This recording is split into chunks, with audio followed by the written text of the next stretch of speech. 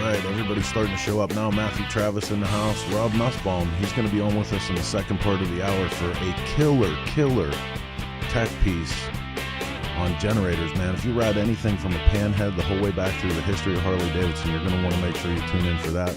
Kelly Weidman back in the hot tub. That's what's up. Lisa Ballard, good to see you here.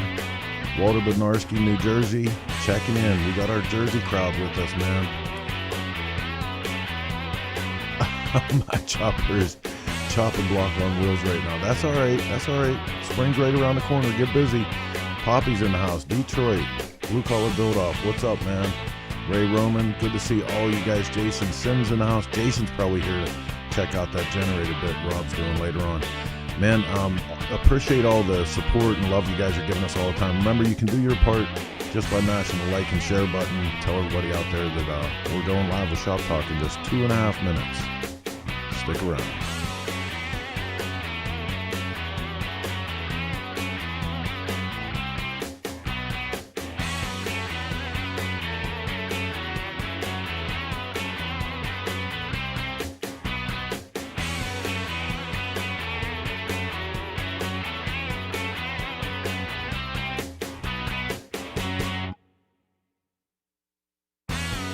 Jason Holman checking in with us. I don't even want to talk to you. It's probably sunny where you're at. Probably riding motorcycles and doing summer stuff. God. 2.5 feet of snow outside of my office door right now. As I can watch on the monitor stream and see my wife make faces about me. Exaggerating a little bit. But what does she know?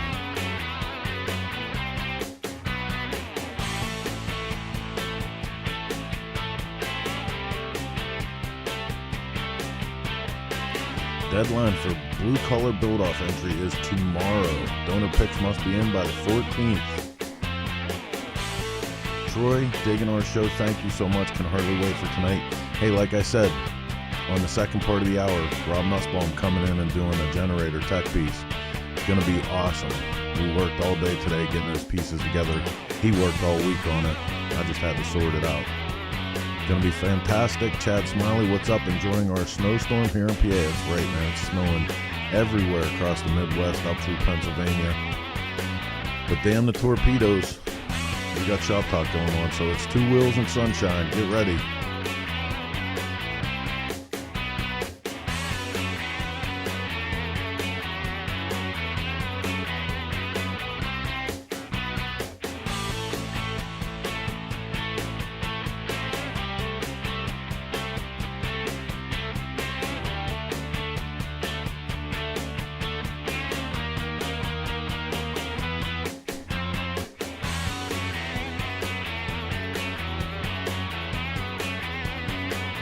Seconds left. I almost missed the beginning of my own show.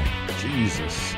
Let's get this one out of the station, up on the tracks, and go live with this week's episode of Shop Talk. Here we go.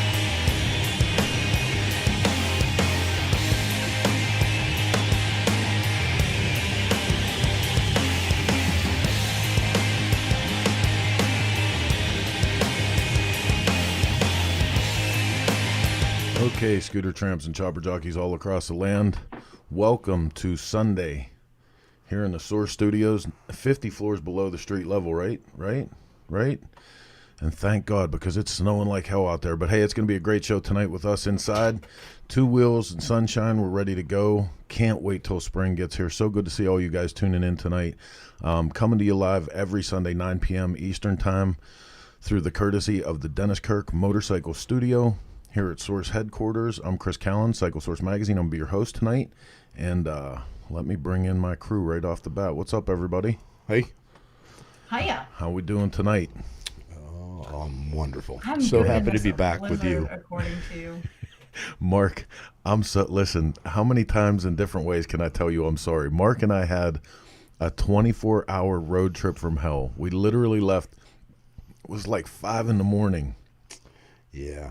5 in the morning yesterday, didn't get back until 5 in the morning today. Spent the entire day with Mr. Austin Andrella. So good. Boy, can he dance. He can. Just so all y'all know, Chris's nickname is Big Fish. Figure it out. Oh boy. Ladies and gentlemen, my wife. I'm gonna leave that one alone. But it was like 5 in the morning. We got home like, You got home at 3. I mean, that's close to a 24-hour day. 5, Jesus, give me a 2 feet, break. 2 inches. It's all the same. Hey, it looked like 10 inches to me. I'm just saying. All matters if there's a picture of that fish.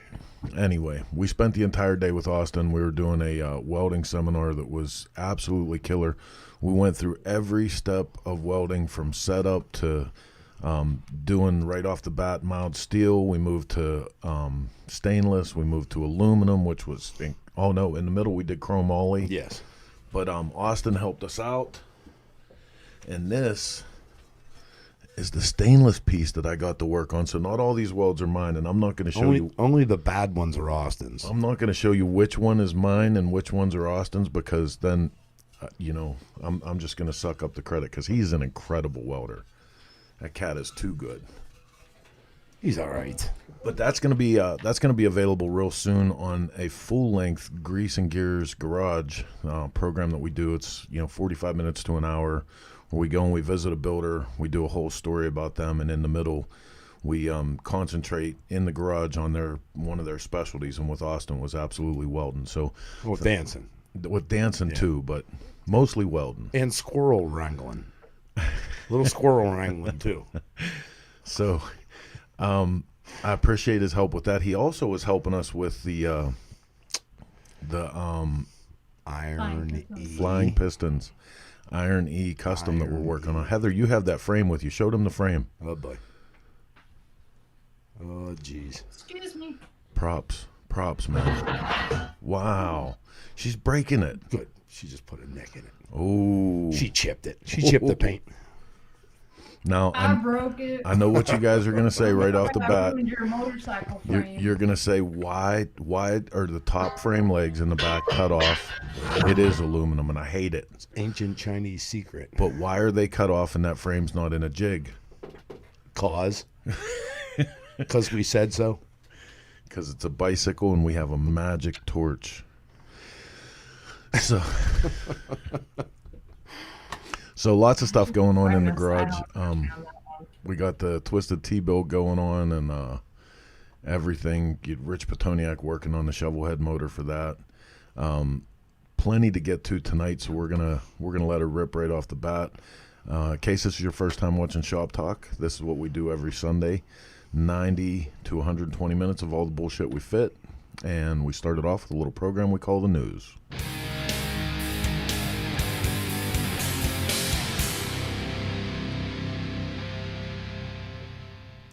I guess this is first up in the news tonight.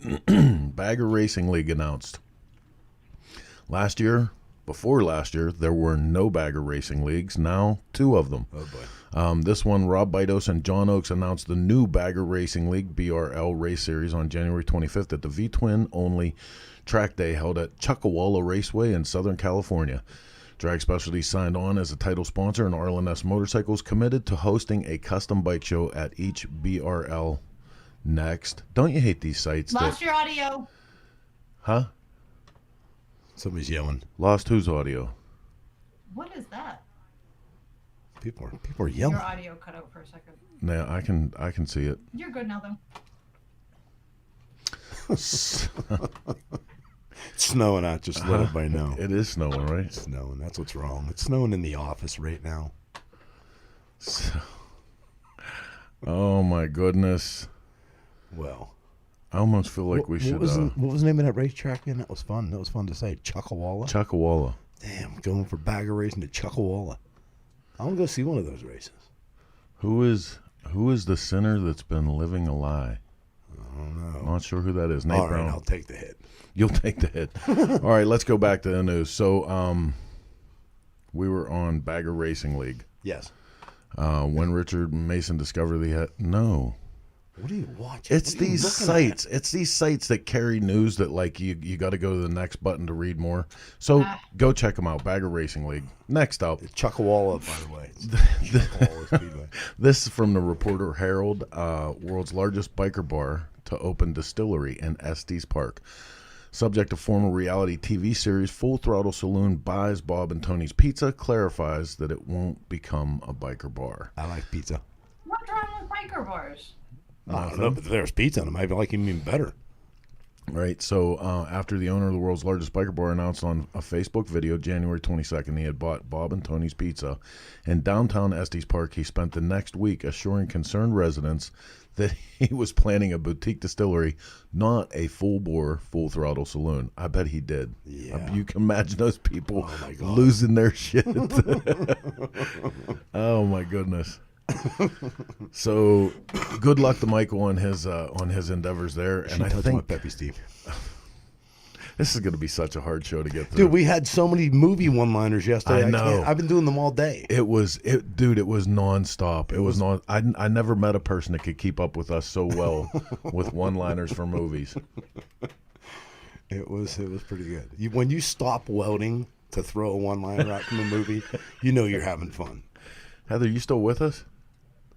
Oh boy. Nope. Yep, that's what I thought she was going to say. She got quiet. She's mad because I told her not to hate me because I'm beautiful. Hey, do me a favor and log out and try to log. That's not why I hate Mark. It's okay. It's okay. Good. Sorry. Log out and try to log back in because your feed got screwy. I don't know if your computer's doing something Does weird. that mean I'm off tonight? Oh no! Now you're on. Now you're on tonight. Absolutely not. Absolutely not. So what else can I tell you about? Daytona plans are coming up strong. Obviously, we'll be at Willie's on Thursday like every other chopper-loving idiot on the planet. That'll be killer. Kelly Weidman, I just bought a family-style restaurant. Rumors are that I'm turning into a biker bar. Just want to add a... It's great. I love our crowd. But we have pizza because I like pizza. You like pizza? That's what's up. Did they think that the neighborhood wasn't going to question if he was going to put a full-blown, full throttle there? I mean, when you see the guy walking down the street, it's the first thing you think of. But seriously, I mean, let's go back and look at the front of this joint. I don't even know if it's big enough to be a full throttle saloon. Yeah, I know, but with his talents, he'd wreck that bitch. You know what he's going to do. I mean, look what he does with everything else he has. He knows how to put it together. It looks like Steve Burrows is challenging us to movie quotes. Oh boy. He threw up Silence of the Lambs. Heather, you're back? Am I? No, you're still bad. We're gonna keep going with that though. Let's take a look at a commercial real quick and see if I can figure out what's going on with Heather's computer. We'll be right back.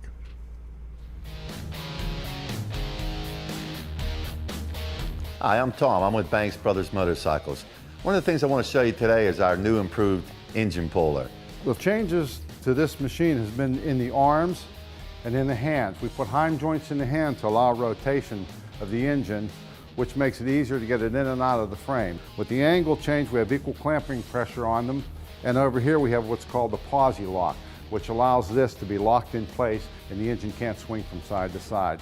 And we're going to show you just how easy it is to pull the motor out of the bike right now. George is actually going to come in, make contact with the cylinders, tighten it down, and he'll pull it out of there. You lift it up, rotate it, and bring the assembly out of the frame. You see the motor starting to move and it centers itself.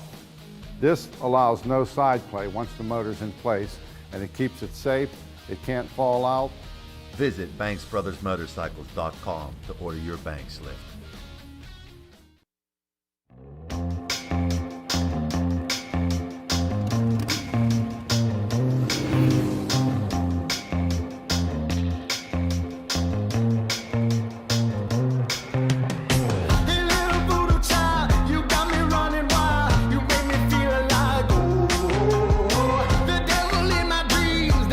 Front of me.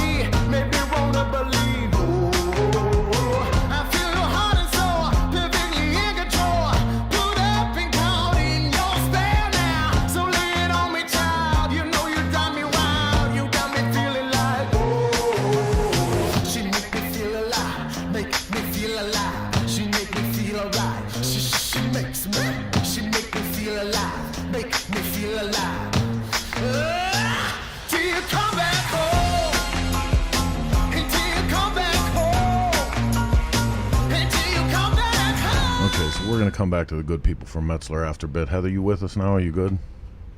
I think. Yep. I think There we so. go. You tell me.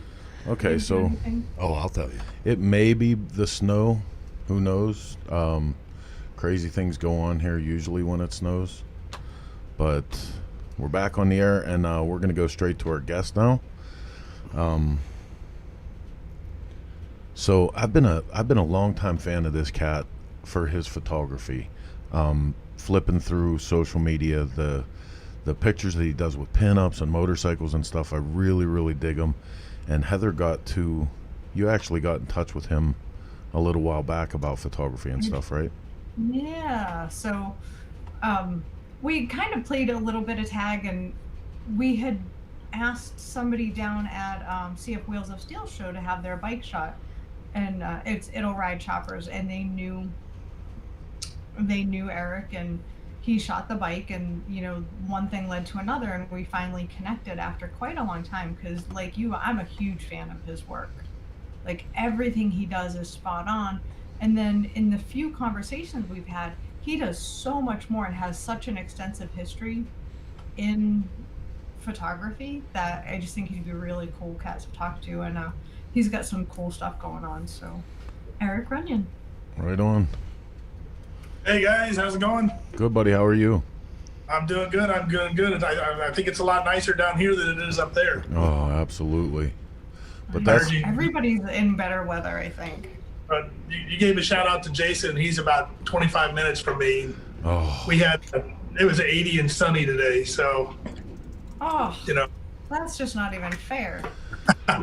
Well, it's okay to be in winter in Florida, but for me, the warmer it is, the more my allergies act up. So it's going to be probably hard for me to get any sympathy from you guys for my allergies today. But it can be worse.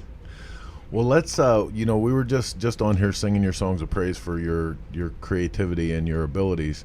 Let's talk about that before we get to the reason we brought you on tonight, and tell everybody a little bit of your backstory, your history of how you got into this work.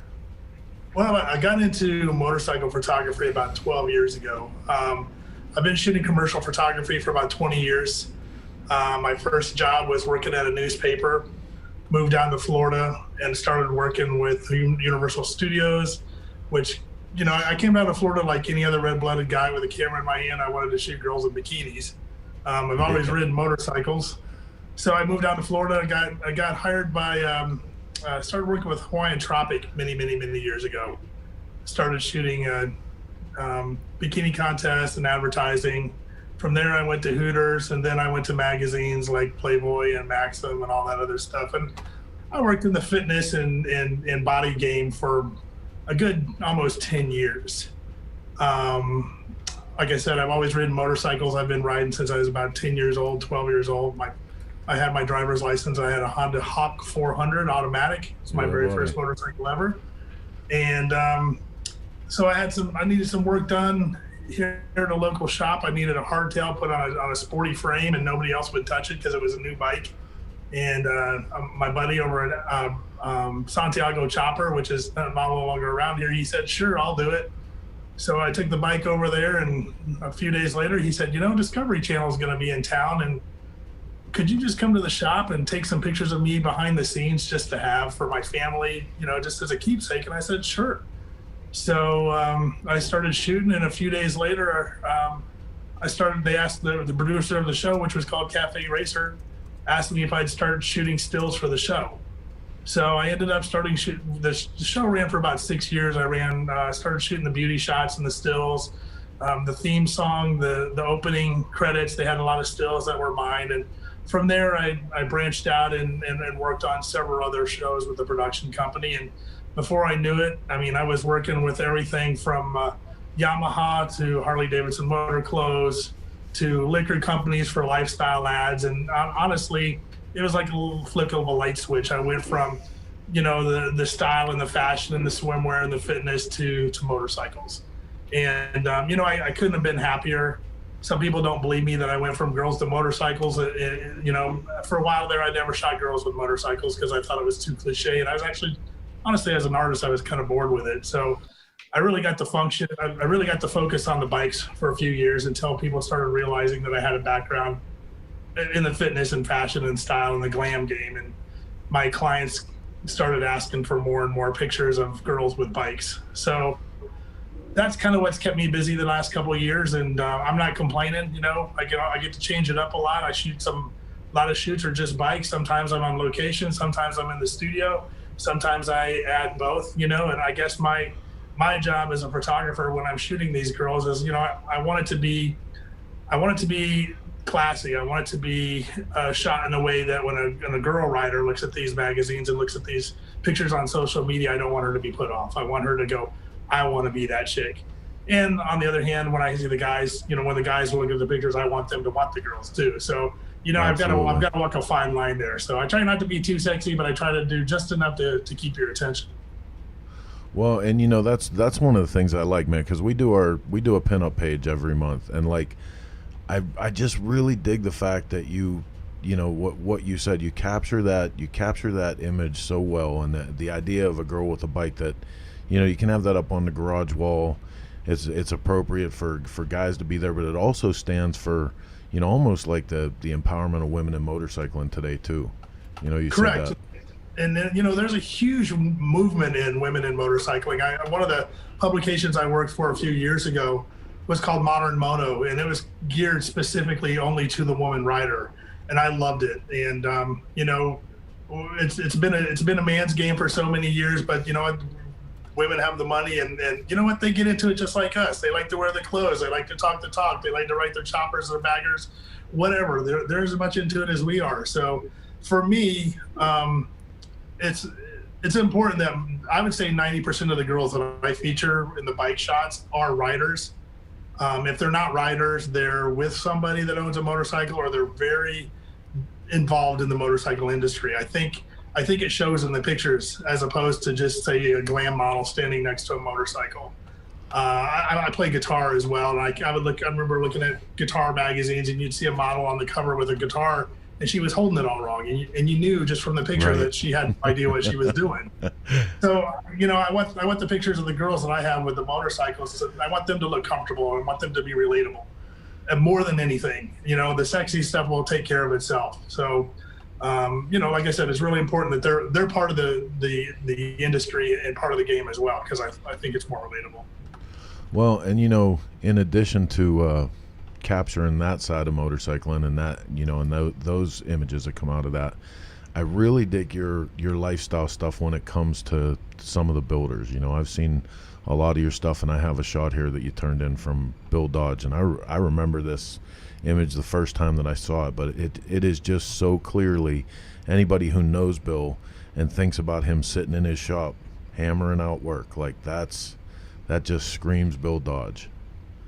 Well, yeah, you know, I've been lucky enough that if I haven't worked with a builder, I don't know a builder personally. You know, it's kind of like 7 degrees to Kevin Bacon. It's about 1 or 2 degrees to somebody that I really admire as a fabricator or a builder. And anytime that I've reached out to somebody, they've welcomed me with open arms, and Bill is a great example. Him and Billy Lane both. I was introduced to them by a mutual friend, and Bill was like, dude, anytime you want to come into my shop with your camera, you can hang out as long as you want, and you know, whatever you need, just let me know. And so I took him up on it, and him and Billy as well. And I went into their shop one morning, not knowing him from Adam. I met both. I met Bill Dodge at Willie's. You know, and you know how Willie's is. Willie's gets kind of crazy, and it's kind of hard to talk and have any conversation. So it was just a 30-second conversation, but I followed up with him. I went to his shop one morning, and I ended up spending about, 8 or 9 hours there. And I talked to him a little bit. I try to stay out of everybody's way and try to be the proverbial fly on the wall, but I just really appreciate what these guys do as artists. I think that's my job as a photographer. My work as a photographer is never about me. I'm glad people like to see my work, but I envy these guys. I really envy them. I wish I had the talent that they did. Going clear back to the days of Motorcycle Mania, when I saw Jesse James on his first documentary, and it blew my mind. I said, oh my God, I want to be him. But I can't be him because I don't know any type of fabricator. I don't know my way around a tool, but I do know my way around a camera. So, you know, when I got the opportunity to work with Bill, he just let me in, and he was such a caring, giving individual. He's such a great guy and made me comfortable. And that's as important as the subject being comfortable with me. We were just really comfortable with each other. We got some great images, and I've been back to his shop several times since, and he's turned me on and introduced me to other people as well. And like I said, it's never about me. It's about the guys and what they do, because these guys are true artists. I learned on the working on the television show that we have 18 to 22 minutes to show a bike from beginning to end, and you just don't get that. And it's not real life. There's so much that goes on, so much blood, sweat, and tears. These guys sometimes will lay awake at night. Do I pay the light bill or do I buy that front wheel? I mean, not sometimes. Yeah. And my job is to try to bring all that work out of the, for these guys and show everybody, yeah, we like to see the pretty motorcycles, but I want the viewers to see these pictures and go, okay, this guy is a hard worker, and they're also hard players. As a photograph that you're showing now, I like to show not only the builders but the people that are having fun in the lifestyle. Yeah. If you can pick up the pure enjoyment of riding the choppers and the camaraderie of the people that you're hanging out with, and if I can do that, then I feel like I've done my job.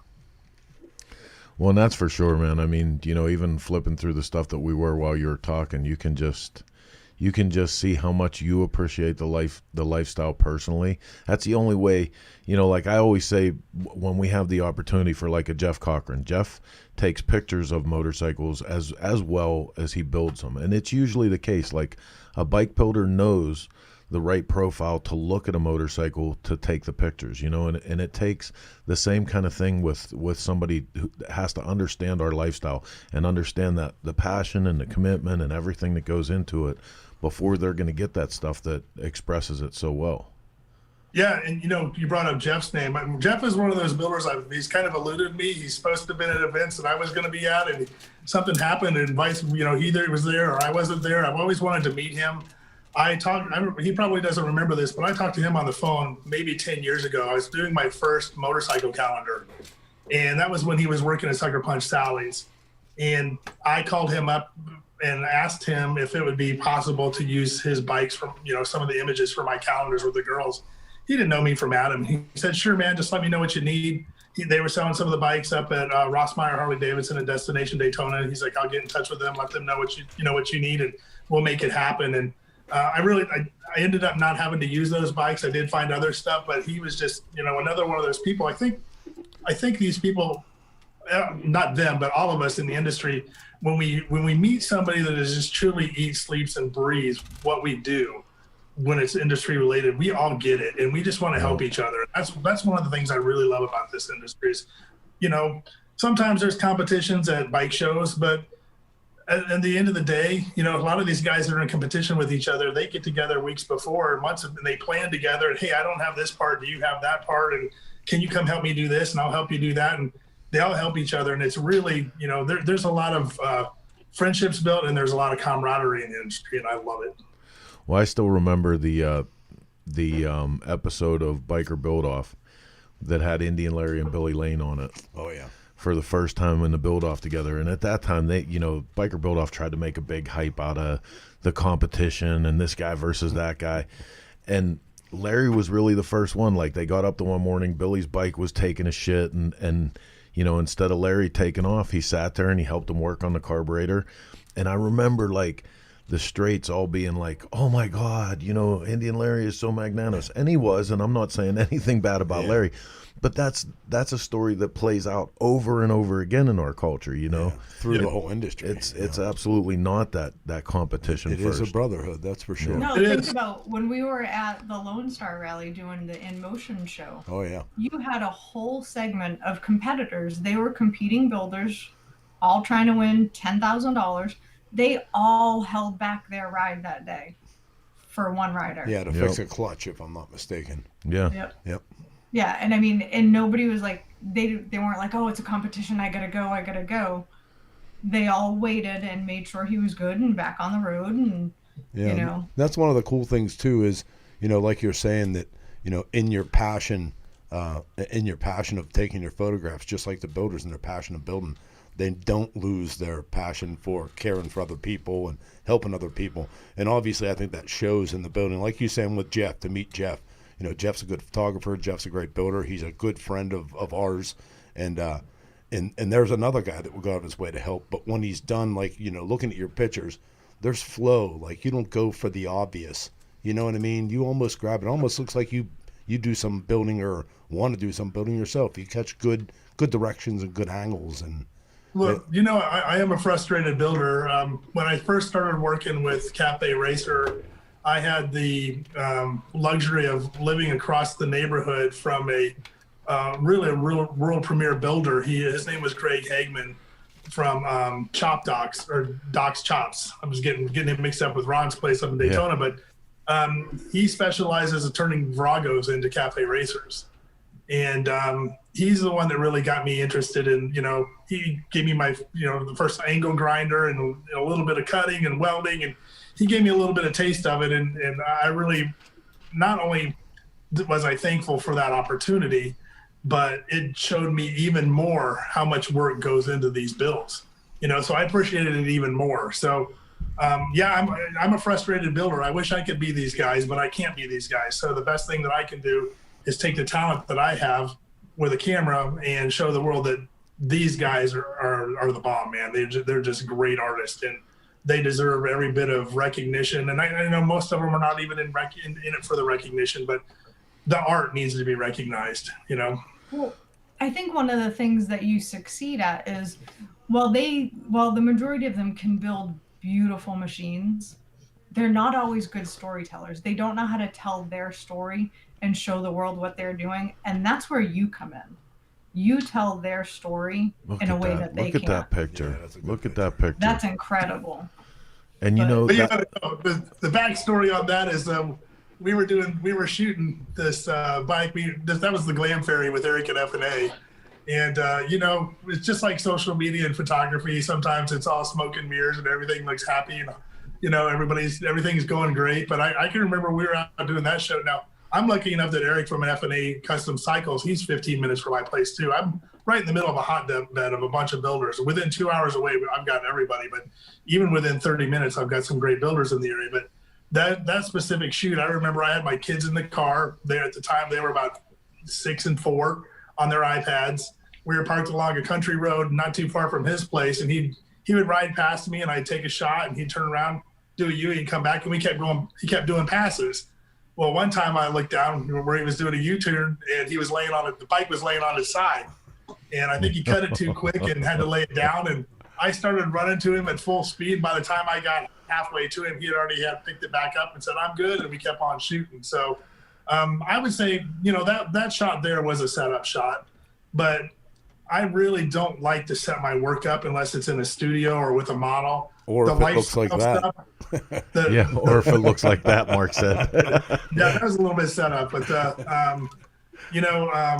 I really like just to let things flow. I'll go to a show and, Mike is a lot like Michael Lichter. Him and I have kind of the same type of flow when we go to like Willie's or go to these other events, and where we have blinders on. I mean, we're looking everywhere, but we don't see anything, if that makes any sense. We don't, I'll walk past really great friends. I'll walk past people I've known for years just because I'm so focused on looking for that next shot.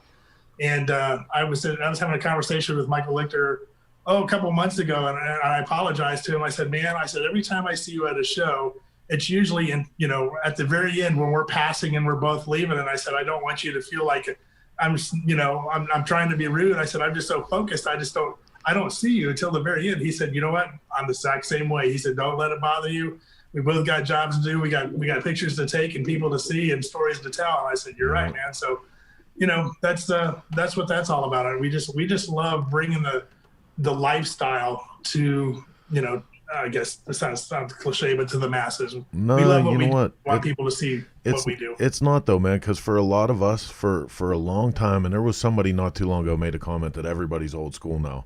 I'm glad you feel that way if you're getting that from our selection of media, the media that we bring to people, because, old school for us was not the same kind of definition as it is today. Old school meant you were brought up the old ways, that you had the old values, you had, words really meant something still, like respect and, honor and commitment and pride in what you did and stuff. And I'm okay with that. I'm okay. The more people that we can show that have that mentality, and people like you that are bringing that to the masses, that show that we're not a bunch of wrench throwing crybabies like that, that's the better off that we are, because maybe they'll come to this thing in a real way and find something that's worthwhile.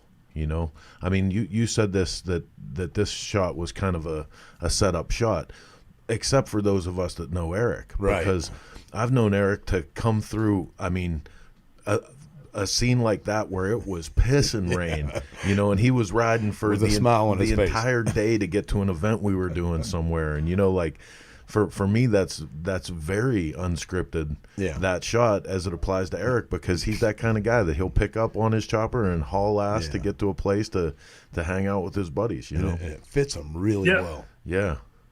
And you know, the thing is he won't only pick up his bike and haul ass. He'll pick up his bike and haul ass with a smile on his face. Right. Yep, He's always got a smile on. He might be quiet, but he's always got a smile on his face, and he loves what he does. And you know, one of the reasons it was important for me to get those type of shots, I got several riding shots of him for that particular feature, was that when you see the Glam Fairy on Instagram, there's so many naysayers that go, "Oh, that's not rideable. That's not rideable. He can ride that." And bullshit. He like you said, he rides the piss out of it. He doesn't have an issue with that thing at all.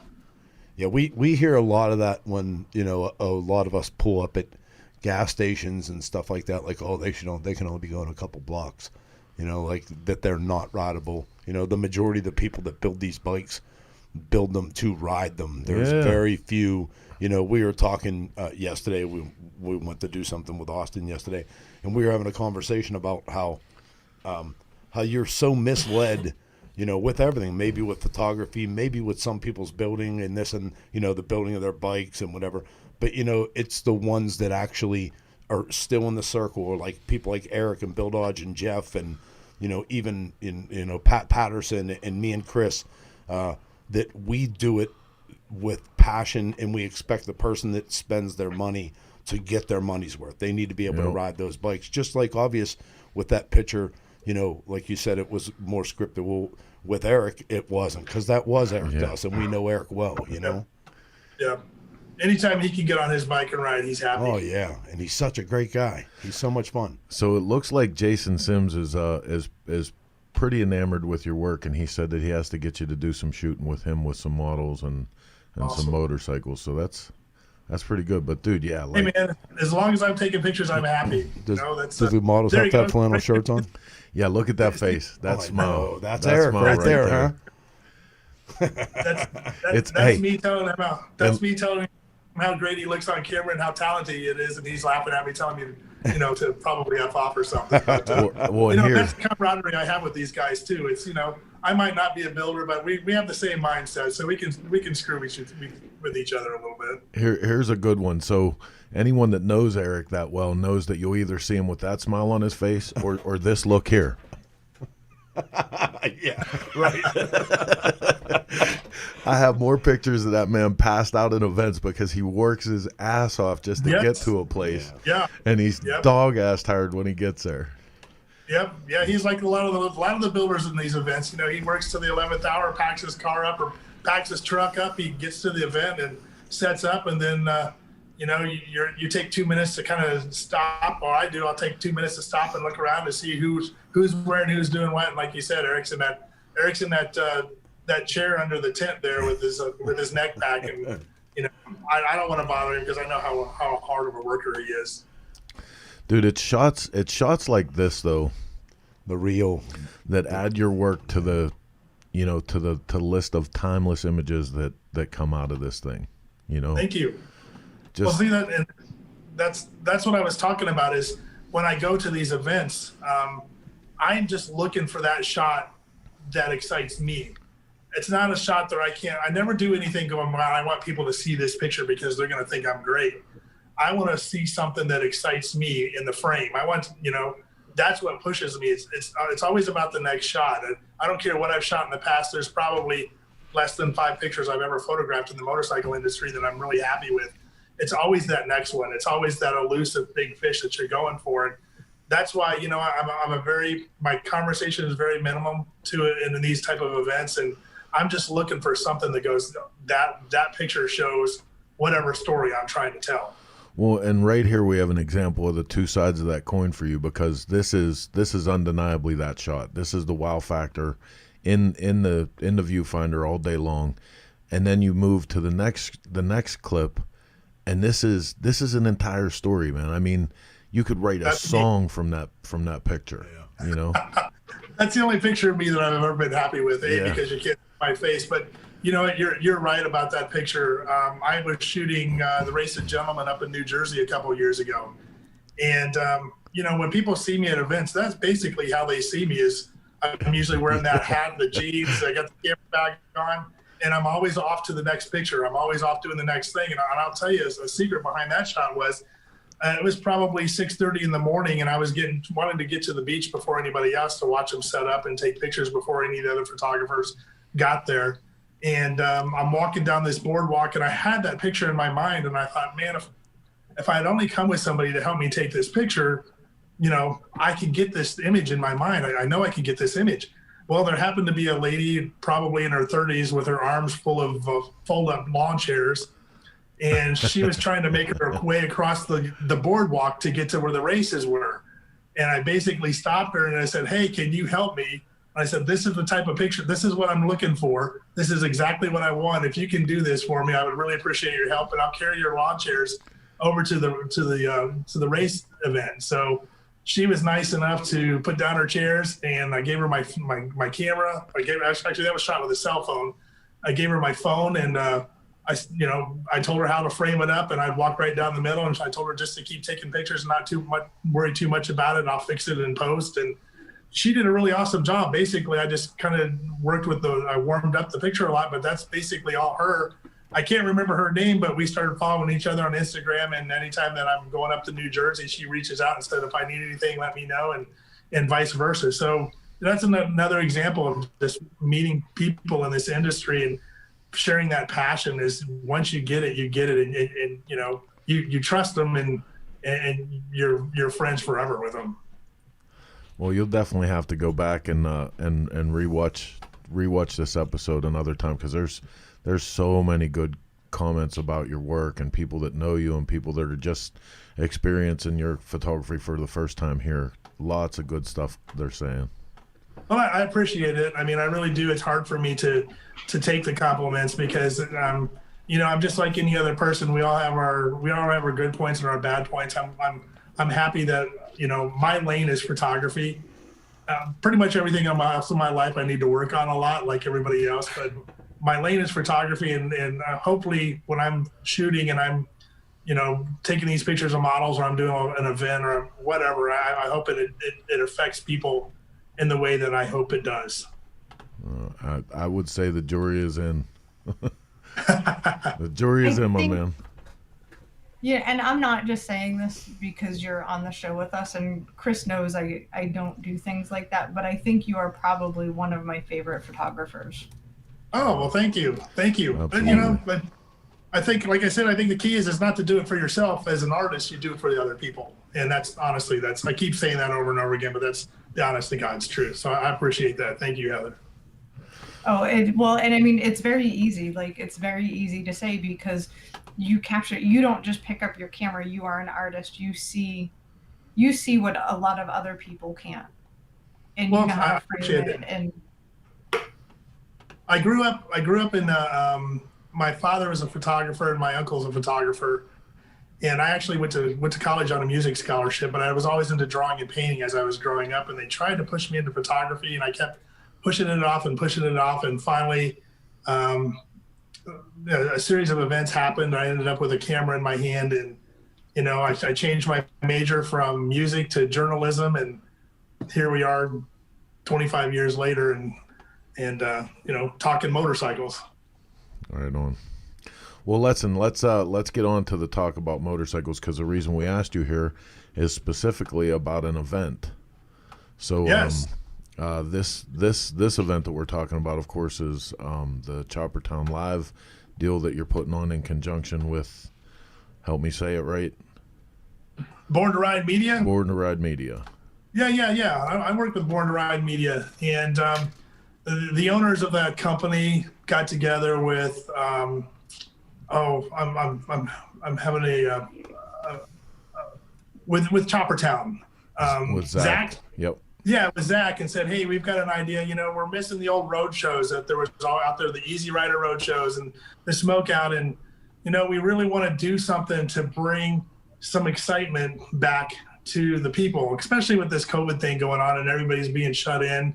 Everybody's had it. We're tired of being told about we all know we need to social distance. We need to wear the mask. And, some of us around the United States, we finally get out for a little bit, and then there's a new mandate and you've got to go back in. So I think people are just really tired of being shut in and they just want to get out and experience life. So this was a really great idea. I can't take any credit for it, but the great people at Born to Ride said, hey, we know you've got the connections. We know these people. We did another show together last year called Chopperama.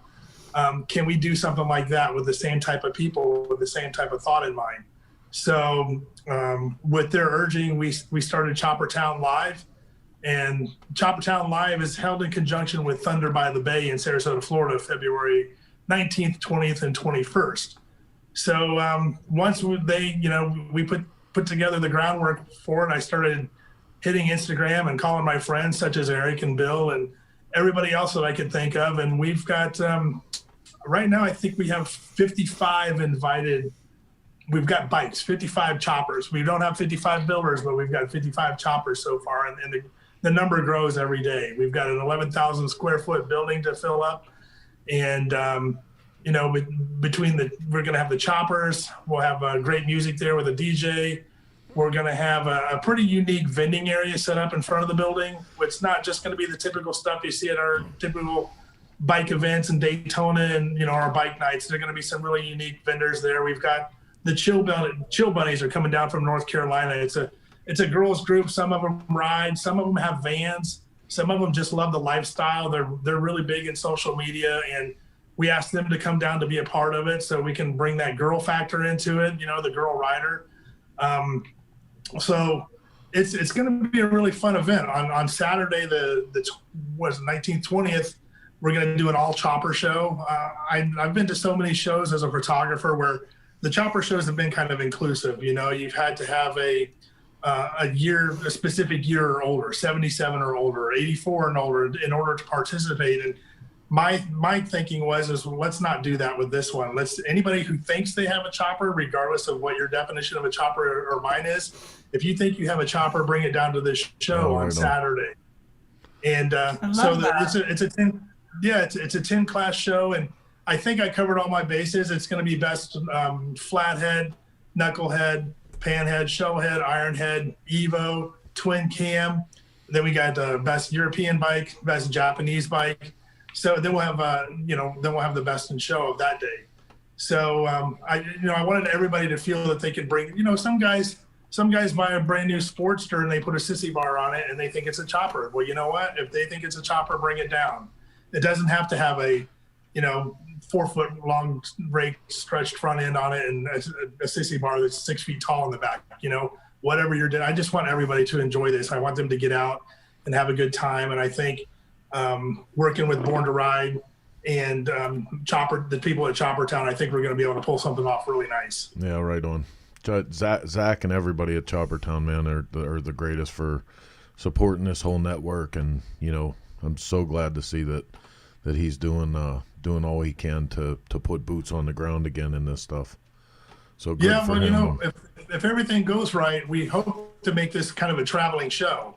This is kind of our footprint, and to see how it goes, and to learn from it, to see what we need to do better next time, and what we messed up on, what we need to learn from, and what we can and expand on next time. But I'm excited about the Builder's Choice Awards going to be on Sunday, and we're going to have all the builders vote for who they think should go home with the Builder's Choice Award. And I'm pretty excited because they're going to get among other prizes, the winner of the Builder's Choice Award is going to get $1,000, which is not anything to sneeze at. But Paco Frames is making us a custom hardtail frame.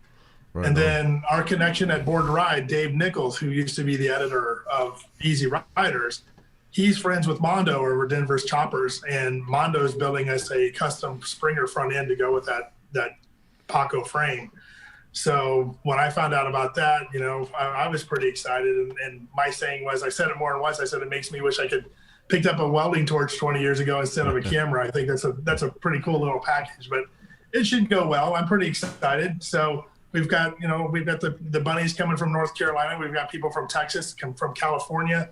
The Midnight Cobras, which is also a girl-based riding group, lifestyle group. They make shirts, and they're pretty well known in the social media game. They're from Canada, and they wanted to come down as well, and they wanted to be a part of it.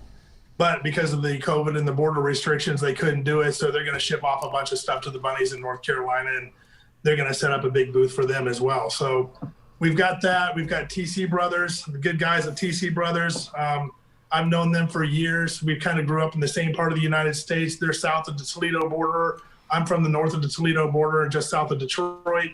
So we met each other about 10 years ago, and we hit it right off, and they're a big part of the show, and they're going to be a big sponsor. And really, everybody that's a part of what we're doing is excited about the fact that we're trying to get back to normal. So, you know, like I said, I'm sure there's going to be hiccups and coughs along the way, but we're doing our best to put a great show together. And hopefully when all is said and done, people who get Born to Ride can put on a great show, and let's see what they can do next. Right on. So one more time, tell everybody, so it's Choppertown Live. Tell them the event details again, because we had a couple latecomers that were asking. Sure. Choppertown Live is going to be held in Sarasota, Florida at the Sarasota Fairgrounds, February 19th, 20th, and 21st. The show starts at 5 o'clock on Friday night, and it'll end about 5 o'clock on Sunday. We've got the Ride-In show on Saturday. We've got the Builder's Choice Award on Sunday. It's a part of a bigger event that they have yearly here in Florida called Thunder by the Bay, where it doesn't matter what you ride, everybody's invited. It's a big, huge party. It's on the fairgrounds. So there's going to be something for everybody there, and we're really excited to get the ball rolling and see how this goes. Right on. So Eric, tell me, how old are you, man? How old am I? Yeah. That's a loaded question. I'm 55 years old. Are you? There we go. You are Yes, not. sir. I can't even believe that. But listen, I was getting ready to thank you on behalf of the old guys, so I'm going to put up a picture of me and Mark at the same time.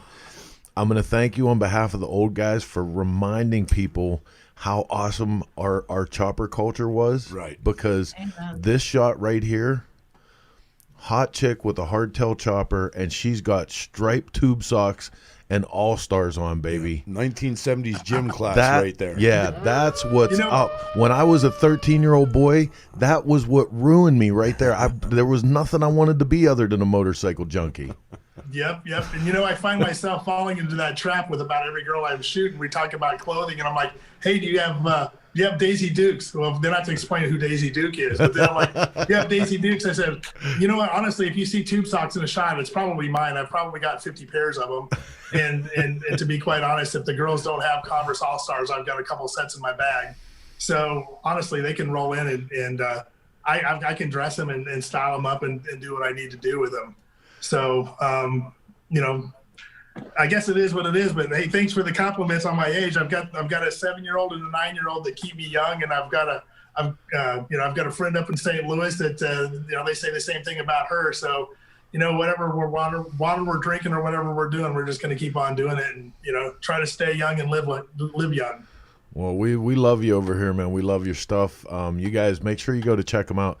ErickRunyon.com. You can see the link in the comments. I'm sure Heather will put that up. But if you enjoyed the images that we had on the show here tonight, he's got a ton more on his site. You want to check out his stuff. If you have the wherewithal to get him to come and photograph your motorcycle or your event, get him to do it, because these are moments in time right here. My man is hooking up. I appreciate it. I love what I do, and I just want to, anybody that I'm involved with the industry, I hope that our talents can kind of coincide and we can help each other out, and I get to show off, what they can do, and, vice versa. So it's a pretty symbiotic relationship, and I wouldn't think of anything else to do for the rest of my life. Well, if Heather can get her way with all of this. You'll be able to see some more of your stuff in Cycle Source magazine too. Well, you know what? You just let me know, and I'll be there anytime, any day. Just hit me up. I'll be there for you guys. Right on.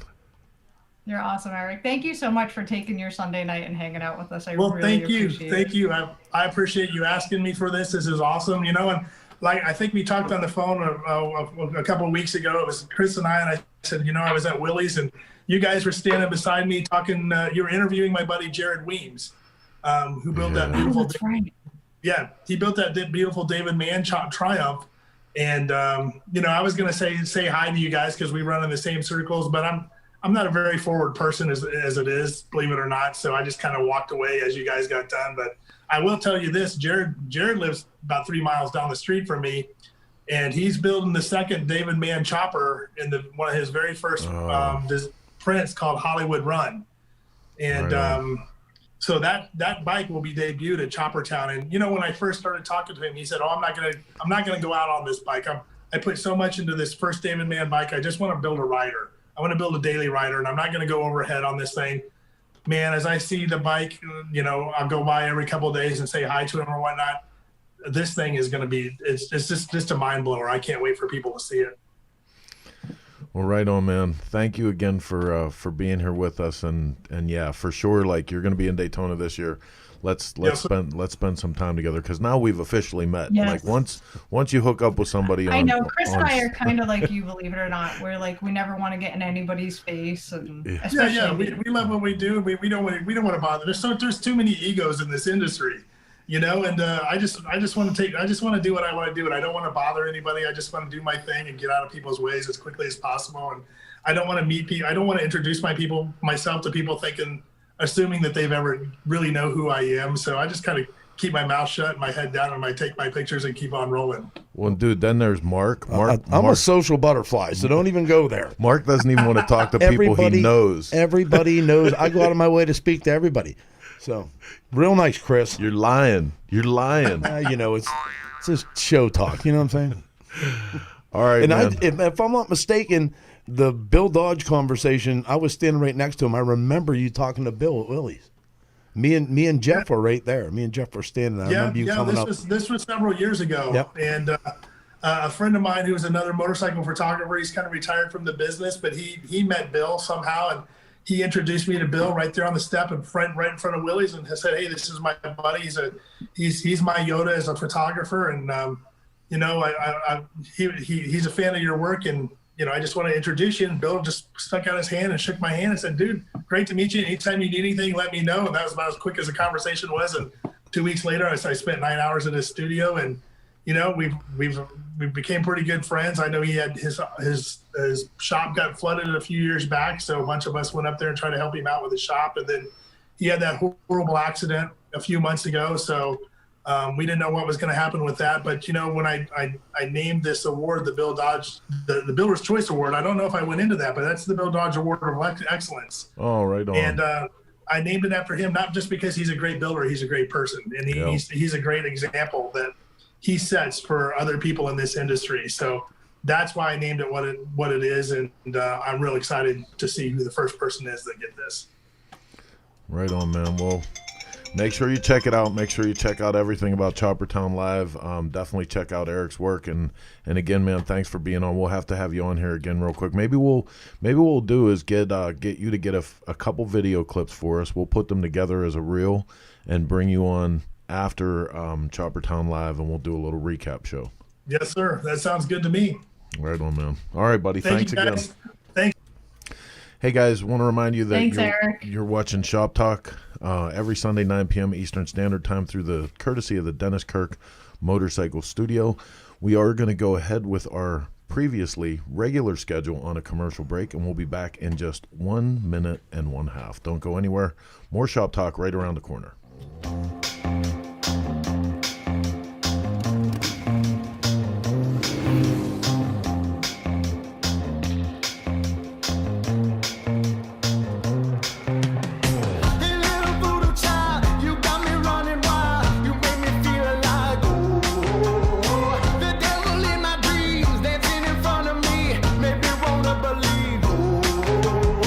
I feel your heart and soul, living in control.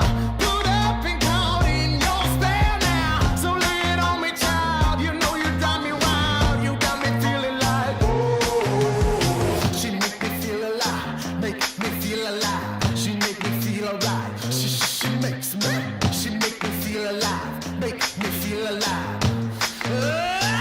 Till you come back home, until you come back home, until you come back home, till you come back home.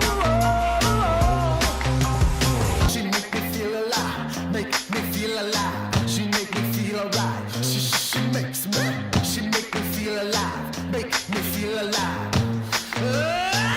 Till you come back home, until you come back home.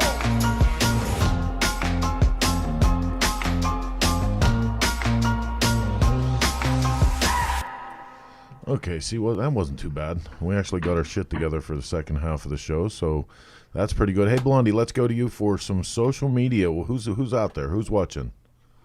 Everybody. Okay. Everybody. So let's see, Milwaukee Mike is here. And yes, Mike, I Candy. do talk to Mike. So yes. Candy Van Vleck, if I said your name right. She's a wrench. She's also a model. She has her own place called Candy's Cruisers. She seems like a pretty cool chick. She's been watching all night. We have Lisa Ballard, the queen of Chop Cult, with us, and Lance Baxter is in the house. I have a question. Oh boy. Green Clyde Frog. He says, "Are you woke?" What is woke? No. I don't understand. Okay, so stop. I don't get it. Stop. Before anybody answers that question, this is a motorcycle show.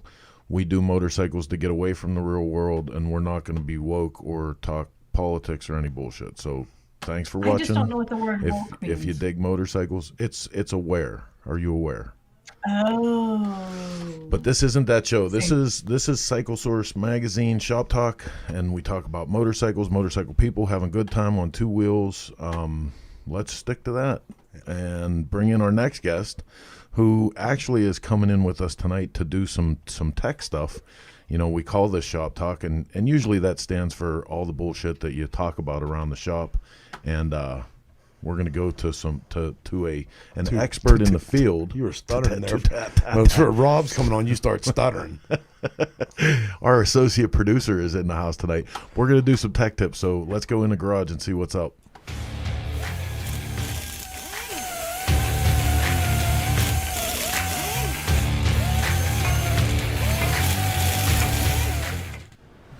Mr. Nussbaum in the house. How you doing, buddy? Weren't you woke around 4 o'clock this afternoon? I was woke several times today, but I don't know if that classifies me as woke. Are you woke now? Or I are you am. awoke? I am. I'm woke now. I'm woke now because we're talking about motorcycles. Yeah, boy, that's what I'm talking about. So you have an incredible litany of accomplishments and abilities that... Oh, stop. Well, you do. I mean, you know, not everybody can build motors for 100-plus-year-old motorcycles that are going to ride and race across the country. Hold on. I don't see any pictures of Jason anywhere in the background there. I thought you God. What's happening? All of a sudden, we go from sexy Simsy to not tonight, Jason. Yeah, I don't see one picture of Jason. Not even a flannel I shirt don't wanna hanging talk anywhere. about it. All right, I don't want to talk about it. Oh, Jesus, that's funny. So, The public is. So of the many things that we could have you on to talk about when it comes to the stuff that you work on in Retrocycle, and we'll get that out of the way first. The name of your business is Retrocycle. You're in Boontown, New Jersey, right? Boonton. Well, as we say here, Booton. That should be easy for you. That's kind of like a Pittsburgh slang, Booton. If you was here in Pittsburgh, we'd say you's from Boontown. And stop That's trying right. to put all kind of airs on and be a jag off. You're from Boontown. Shut up. Yeah, okay. Sure. Right. What you said. Forget about it. So tell everybody what you do at Retrocycle. For the guys that don't know, Rob, I'm going to put this out there first. Wednesdays at 9 p.m., he and Jason Sims do a show on this network titled The Cannonball Chronicles, where they talk about the motorcycle cannonball, the riders, the racers, the teams, and what it takes to race a 100-plus-year-old motorcycle across the country. Other than that, he actually does have a day job. Yeah. And go. So we buy and sell motorcycle parts. We have an online component that's retrocycle.com, which is more newer stuff, V-twin stuff, drag specialties, custom chrome, that kind of stuff, kind of catalog stuff. People call in looking for things, we'll find it for them. You call our phone number and somebody answers the phone. Oh my God. Talk about old school. I was just going to say, you're an old business, obviously. Yeah, there's none of this crap. Press 1 to go fuck yourself. That's like, it's somebody answers the phone. Most of us in the shop know motorcycles, know where to look, or know who to ask. What's right. Of course, yeah, we get it wrong once in a while. Nobody's perfect. But you can order on our website. If you don't see it there, you can email us. We'll do the research. In fact, one of the guys who works for me, he will go above and beyond to find you that 50-cent part that's not worth our time to do it, and he'll do it. That's the kind of guy he is. So of the many things that you could come on to ShopTalk to deliver information and education on, tonight we're going to be talking about generators. And this is generators for a lot of people. It's the round thing on a motorcycle that the magic happens in. And that's as far as they ever want to think about it. And just in pre-show, getting all this stuff ready with you today, I feel like we're going to have a real good source of information for people to come back to this show to see what's up. Well, I'm not an expert. You called me an expert. Expert in my world is a dirty word. Okay. I always feel like I can learn more. I am always learning more. And the more I can know, hopefully I can impart what I know on these generators, and other people will maybe have a different approach. Who knows? I don't know. But, there's not just one way to do things, but this is the way we do it. Right on. If that makes sense. Well, let's get started. You sent a bunch of pictures in, so I'm gonna. I want to apologize. No. Chris said he had enough pictures to make a book, just to let you know. It's going to be the generator book. What's wrong with that? The generator book. Hey, what are you talking about? So I'm just gonna start off with the kickoff pictures, and you're gonna talk about some of the things that you've done over the years, the collection that you've amassed just to be able to do this work. Okay. So I have these flat file drawers, and I use them under my workbenches. And these are the parts that I've collected. Some of this stuff is restored. So that's the top drawer with 32E. That's more, we'll just go down through the drawers. These are the parts. They're reconditioned so that I can build a generator. And then some of them in there I still have to clean up. That's starter parts. Generator frames and ends, different types of bodies. Parkerized and painted inside and out. That bottom one on the left is a radio generator. We're not even going to go in that vicinity tonight. That's a whole other animal. Fan cooled radio generators. Wow. Police stuff. These are for my 12 volt and 6 volt model 52s, 61s, 58s, stuff like that. So this is my 12 volt and late 6 volt area. Okay, so just to have the parts to be able to rebuild this will only get you part of the way there. So where do we start with this? Okay, so here's the thing is I try to go out and see, I sell cycle-electric generators too. I have nothing against them because they're the ones who came up with the original Model 65A that everybody knows, the 12 volt generator. Okay, so they're a really good source and they have a really good product, but I go out of my way to buy original Harley generators and recondition them. Okay, so and then I have a guru of mine, Perry Reuter, whose name comes up on the internet a lot as the man, and he's kind of like my guru, my mentor, or whatever. So Perry and I actually were on the phone. This is way too boring. An hour and a half last night talking generators. So you need a hobby, is that what you were saying? I do need a hobby. I need intervention, I think. So Perry's a great guy, and there's a lot of information. And if you just look up Perry Ruiter, Ruiter, you'll find some stuff about him. So where do we start? Let's talk about the different models of generators. Well, I just want to put this out there real quick. Mike Podger is asking if he's not out of line, talk to us about 6-volt 3-wire versus 2-wire and what it takes to run a lithium-ion battery. So, all right, Podge, sit back and relax. We're going to get to that. There we go. He's running the show. So we're going to get an education in the models of generators first. Okay, so this actually is Tom Banks's generator. Tom, here it is. This is from Tom's 1921 Model J Harley Davidson. And the unique thing about this in the next picture is that there is no cutout or relay or regulator or whatever you want to call it. That's a centrifugal advance, and you see as that thing spins, the weights come out and push those 2 points together. Oh, no shit. That's your electrical contact. And what model is this? This is a Model A, and you'll see the 3 screws on the top of the frame. That's how you can distinguish a Model A body from a Model B. So the next slide will be Model B. And you notice there's no guts sticking out on the right side of the frame there on that. So they're relatively the same, but they've decided now with the Model B, they're going to put a relay in the circuit. Now, what bike would this have been on? I want to say, you know what? I don't know exactly. Maybe 22, 23. Okay.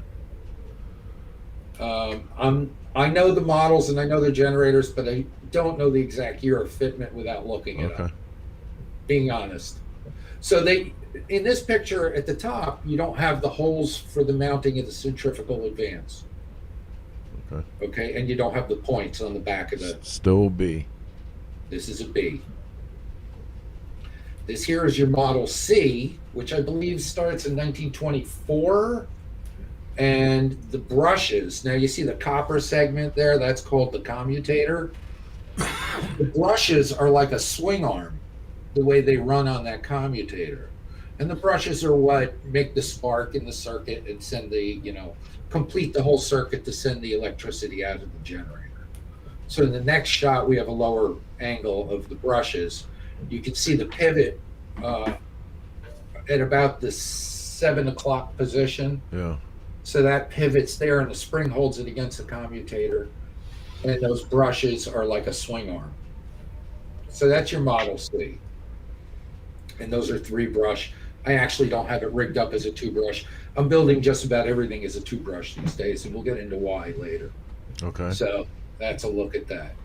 And the next one, what do we got next? This is your Model D. Now Harley Davidson's really advanced at this point.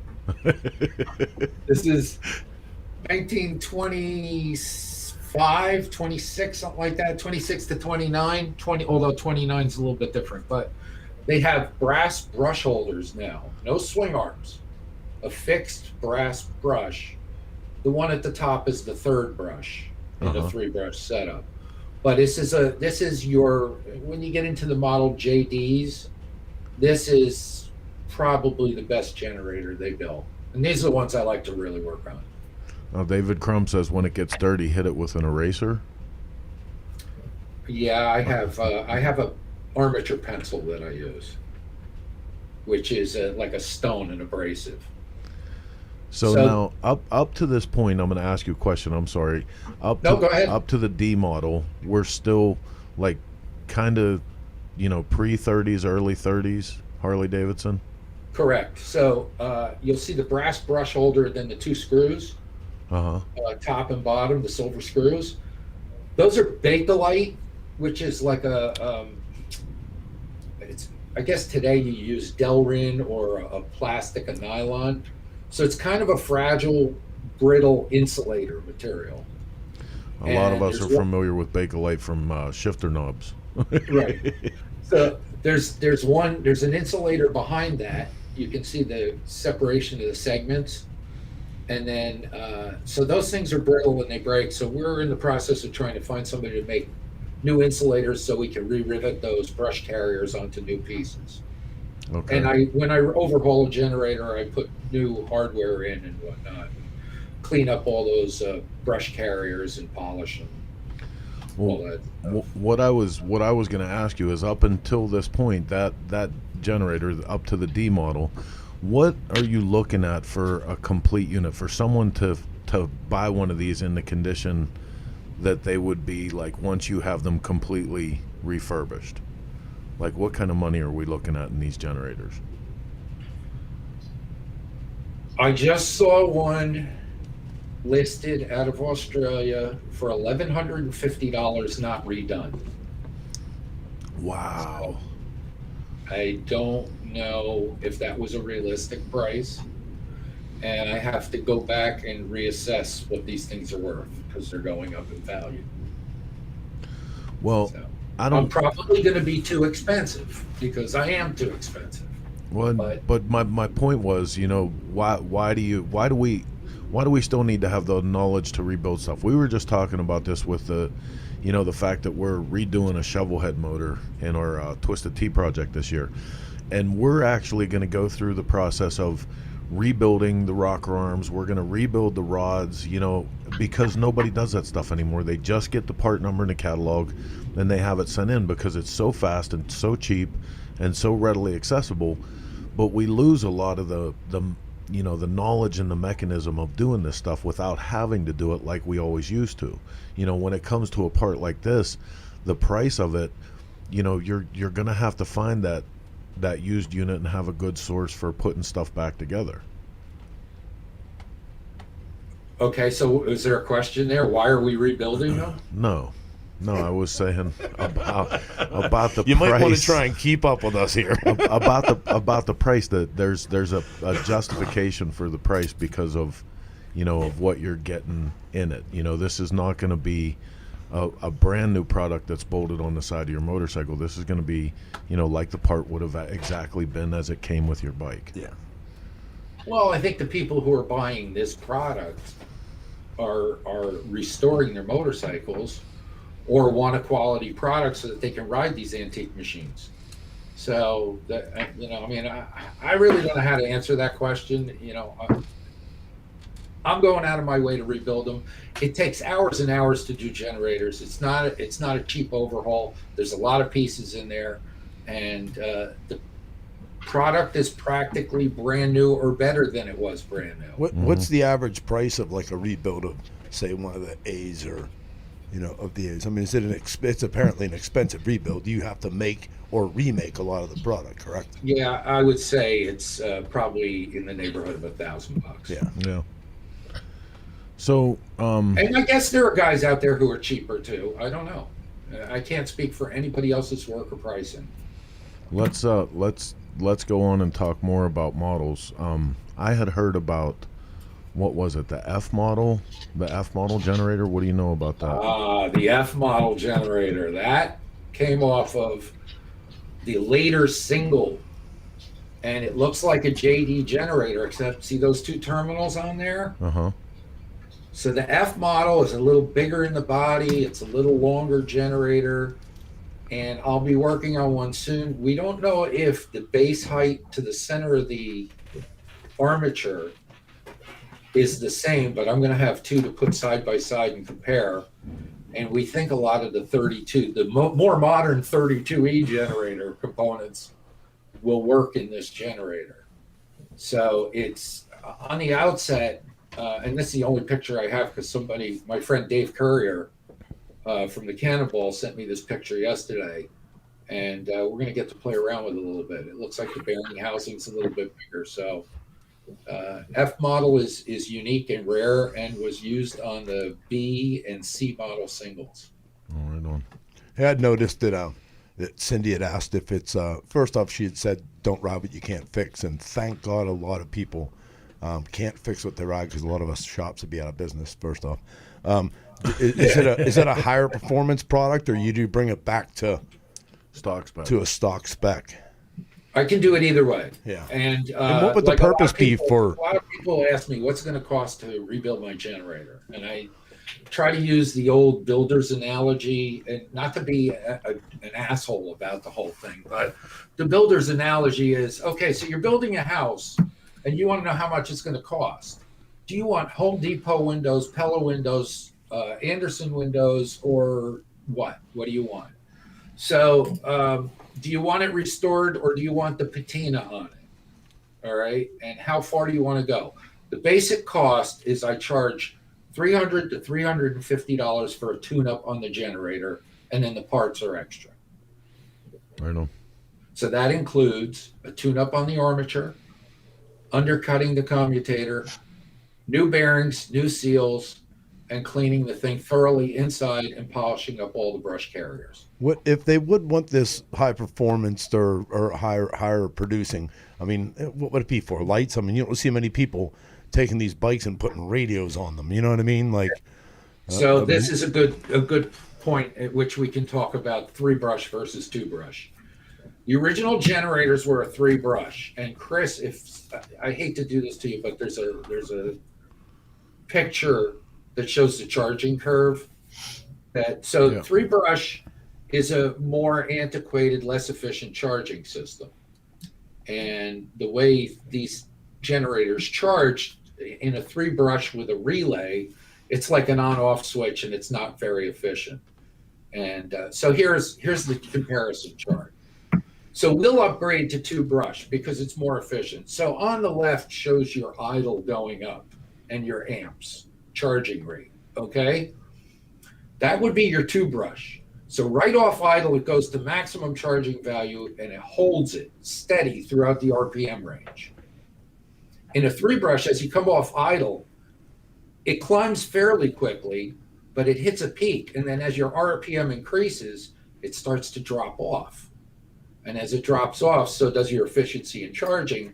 So now your relay, the points on your mechanical relay are opening and closing quite a bit. So it tends to tax the battery a little more. So we like the 2-brush because you can use a sealed lead acid battery, which can be put in any kind of position in the battery box.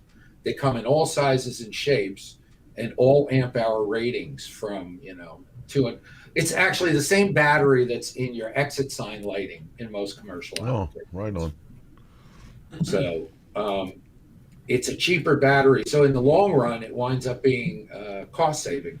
It's more efficient and it's a cost saving. Right on. So let's go back to your pictures. We got some more stuff here. Now we're moving into the tags on a generator. So there's your Model C tag. Nothing special. I mean, it's just in the Model D. So they're tagged you just to give you an idea what to look at when you're looking. If you're looking at these generators, you can look at the tag. Now there's also a Model D-1, which it looks exactly the same, and you would think it's the same generator, and we don't have a picture of that, but basically, take my word for it, the D would just have a D-1 behind it.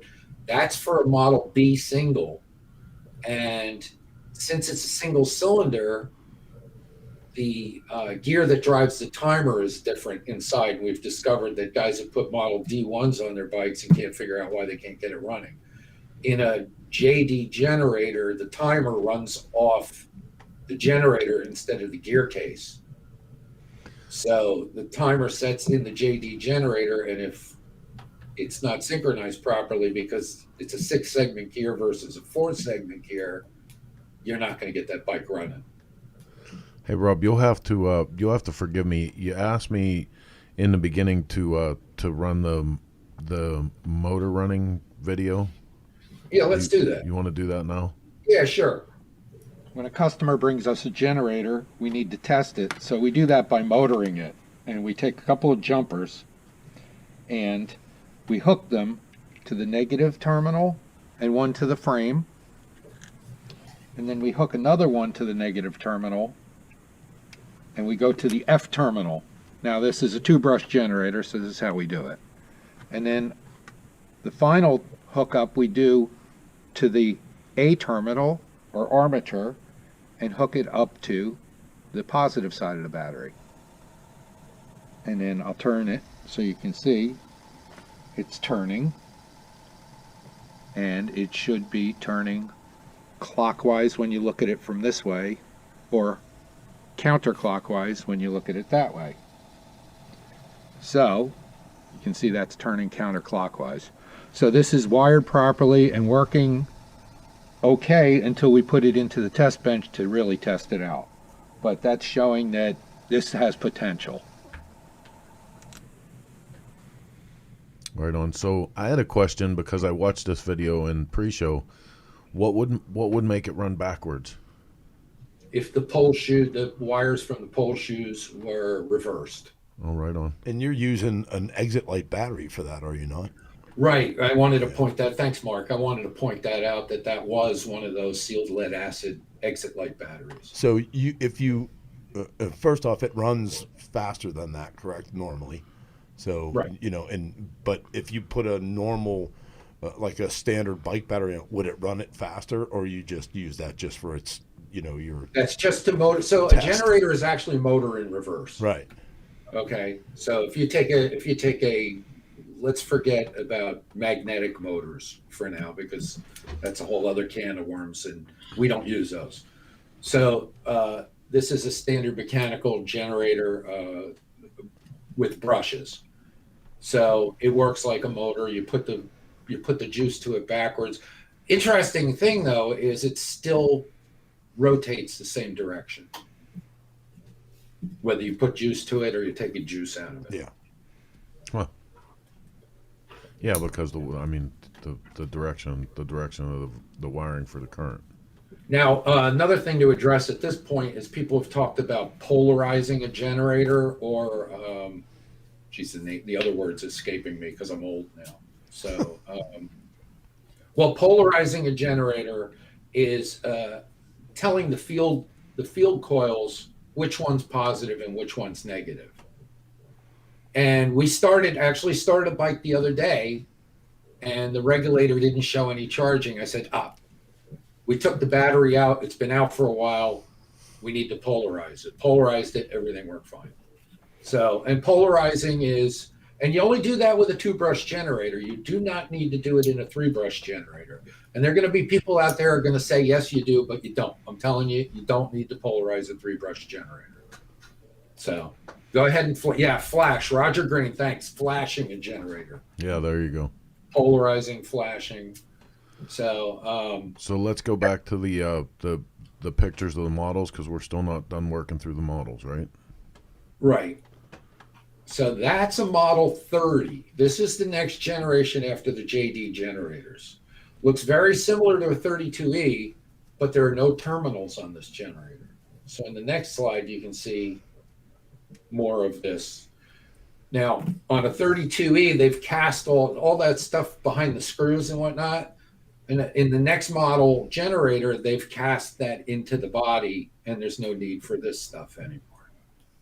And then the next picture is the wires come directly out from under the cover, and there's a little notch in the frame. Now, I won't get into any more detail, but that aluminum part is a lot different also on a Model 30 from a 32E. These are your Model 32E tags. From 1932 to 1943, early 43 was a gold tag. Late 43, I may have that wrong, but late 43, as I know, and I have a reference chart I use when I build the generators and change the tags. It's a zinc tag. And then the next one down is very hard to find, the Model 52 tags. Early 52 generators had a tag. In 1956, they started stamping it in the body. Okay. There's your Model 32E.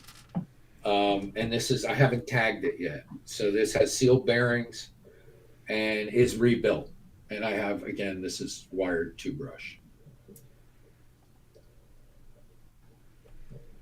And that's from the other side, I put all new Bakelite terminals, new CAD plated components, polished the brushes, the brush carriers, and all the other wiring components are brand new. This is a model 52. If you look closely, and we'll show you another shot, but right where the black meets the aluminum, that's where it's stamped into the body, and there's the stamping. And then this was Harley's procedure from 56 on. They would stamp that number. So in the model 58, which is the next generation, say model 58, model 61, and so on as they started going, as they changed the models going up. And it says switch and relay on the left and the right because those were 3-brush generators using a relay instead of a regulator. Right on. So I have some other videos. You can tell me whenever those have to come up because I don't have your cheat sheet here. So okay, so I think are we still going through I think we're still going through the models. No, we're getting to model 58. Yeah, this is the end comparisons now.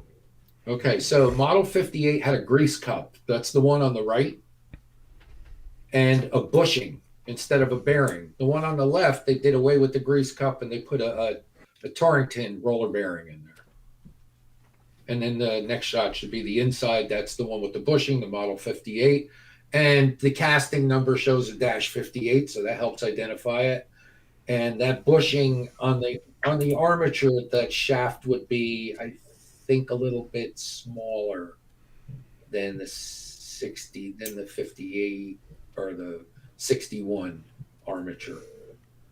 And then the next one shows that's a 58 installed with the grease cup. Nice and shiny new.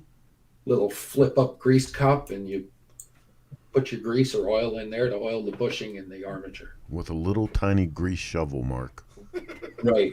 Well, I can tell you that, I mean, what I know about all this stuff is when mine goes bad, I'm just calling you, just to let you know. So I'm not going to remember. I'm not going to remember where any of this crap was, or not even where to put the grease in, because I'm just going to call you. Mark, you just come over. And that's what I'm doing. I'm just coming over there. Do it together. You come up and we'll do it together. I'll watch. I'll encourage. And that's an opportunity for some Taylor ham. Oh, sweet. Yeah. Taylor ham, egg, and cheese, my friend. That's what's up. That's what's up. So now we're up to a -61. Okay, 61. So now there's a bearing that presses in that hole. All right. So there's your model 65. Now, what's interesting about this is a true model 65, not a 65A. Harley Davidson had some kind of issue with heat and the exhaust and whatnot. And this is the rumor. I can't verify it. But on the 65A model, they flipped the A and the F terminals. So the A would be on the left and the F would be on the right. Just to confuse you when you hook it up on the test bench. Where's Redensel? Why isn't he watching tonight? Yeah, Redensel will probably be able to help there. So F stands for field. A stands for armature. A is your positive brush. F is not one of your fields. Okay, I mean, doesn't hook up to a brush. Just so you know. Okay, so it is stamped in the body. There's your model 65 overall view. It's a 3-piece body. The left is your bearing. Well, to the left is your bearing assembly. Then there's the frame, and then the right is the other bearing assembly. This is how I get armatures. This is what they look like when they come to me, and a lot of times they'll be smoked and smell really bad. Yeah, it looks like it smells bad already. Yeah. Sounds like most of the people that travel with us. So let's take a look at the commutator, the brass part. We got a close-up shot next to this. Ooh, look at that groove. Yeah, buddy. You see it? Just in from the left where it starts. It's a little shinier. That's a deep groove in that armature. Now, generally, they can't be saved. And we would test it before we go through putting this on the lathe and turning it. But I use this one as a sort of a guinea pig for us to do the video of the cutting the commutator on the lathe. And I think we have that video next. Okay. We do that before the testing? Let's go ahead. Okay. Well, does that screw you up? No, we got it. Yeah, let's so do this is the actual work that you go through on that piece. And we're After gonna- we test the armature, but let's just do it. Since we're here, let's see if we can.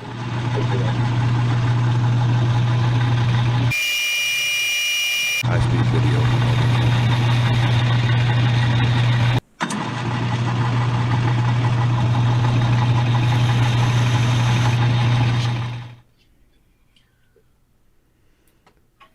Now,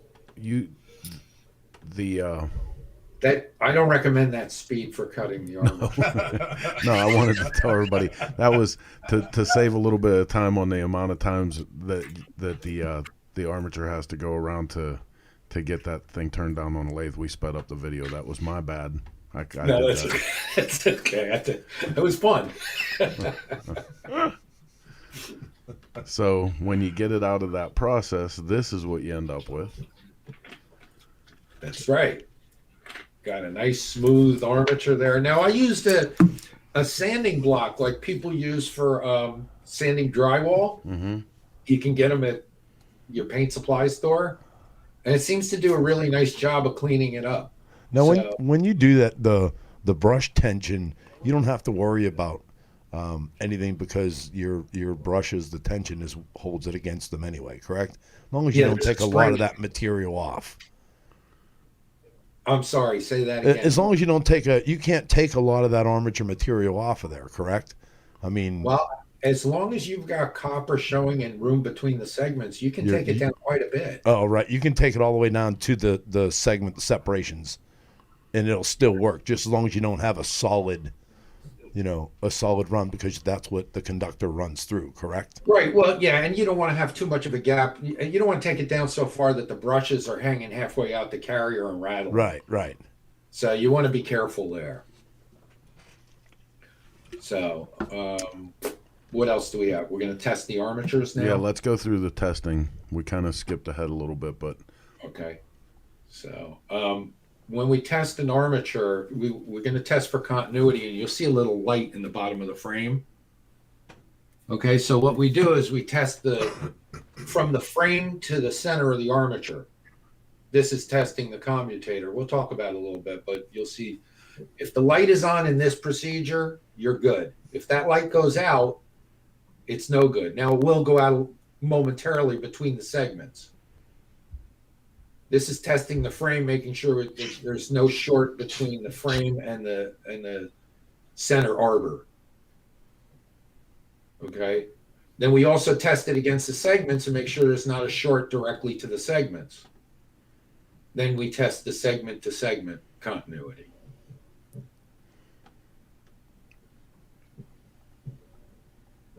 Okay, so if it passes most of these tests, then we go on to the growler test. You'll find out why they call this a growler. okay, hang on for 1 second because I have to tell you, Chris No has 2 or possibly 3 generators that he's willing to give you. One says Model 52, one says 65B Hitachi. You can have that too. So Chris No, get in touch with Rob Nussbaum at retrocycle.com. Thanks, Chris. That's very sure. nice. Very nice of you. Joseph Ferrari would like to Joe talk. Ferry, yes. Ferry, I'm sorry. That was his Model 30. I meant to bring that up before. Joe, that was his Model 30 that we converted from 6 volt to 12 volt. So He would like to talk about converting from 6 to 12 volts sometime in this segment also. okay, so So we're on to the growler test. George Unruh just said, do you undercut the mica? And we're actually going to get to that in a little bit too, but let's go to the testing growler.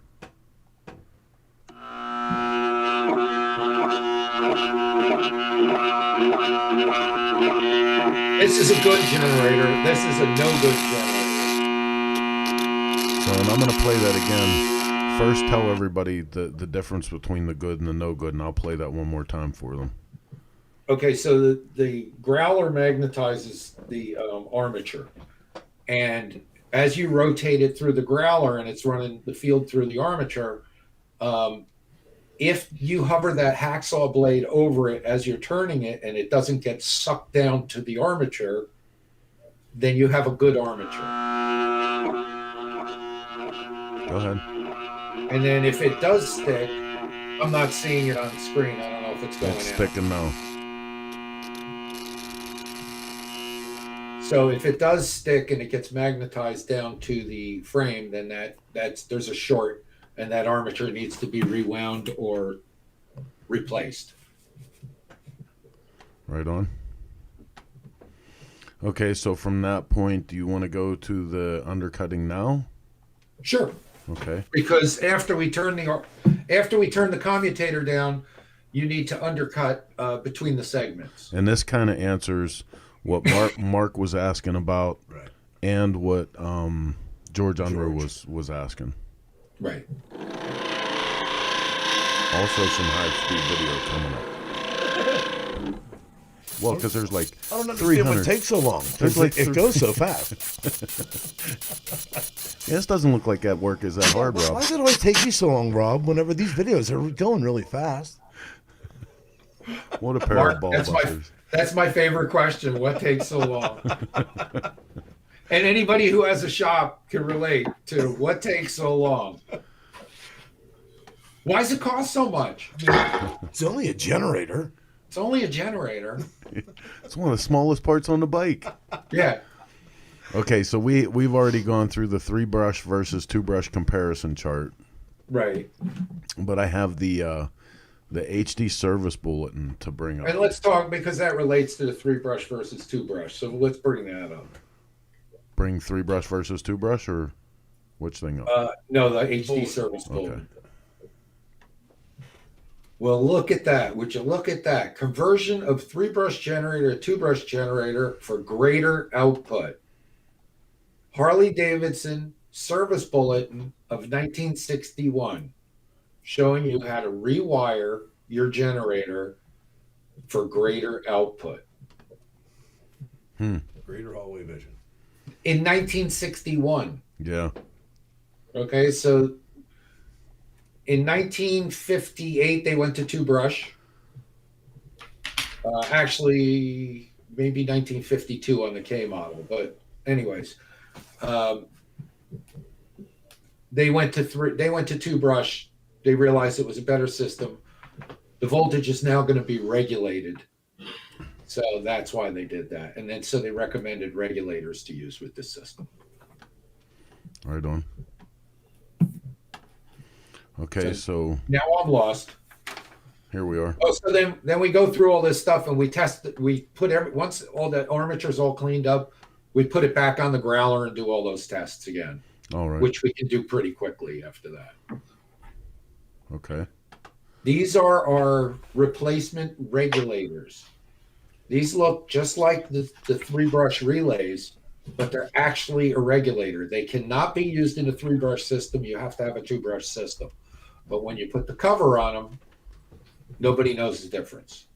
And I think that might be the next picture. I'm not sure. No, now that's your standard relay with points and vibration susceptible. And a lot of times these things are fried. There are reproductions. I haven't found a really good one yet. Now they also make it in a solid state. That's a relay.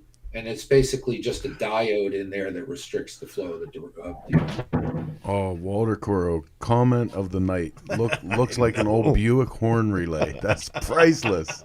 It does. Yeah, right. Yeah. Well, people will go out and try and find these old relays, and they'll find a 3-post relay and think, oh, I can use that with my Harley. Ain't gonna work. Yep. Okay, so we're on to the relay cover. The old Delco Remy cover, and then in the next shot shows it installed over the base, so it looks exactly the same as the original. So that's, you can rewire your generator 2-brush, have a more efficient system, and if for judging, nobody's going to know the difference. Now that gets us a pretty solid knowledge of the components, the years, everything. But you were nice enough to put together a whole series of pictures on assembly, so people can get an idea of what it looks like inside one of these things. Right. So I think we have a picture of the fuel coils. Yep. Okay, so this is what a new set of field coils would look like. And then I get them, and sometimes they're trashed. That coating has been burnt off. I have this tape that I can rewrap the field coils.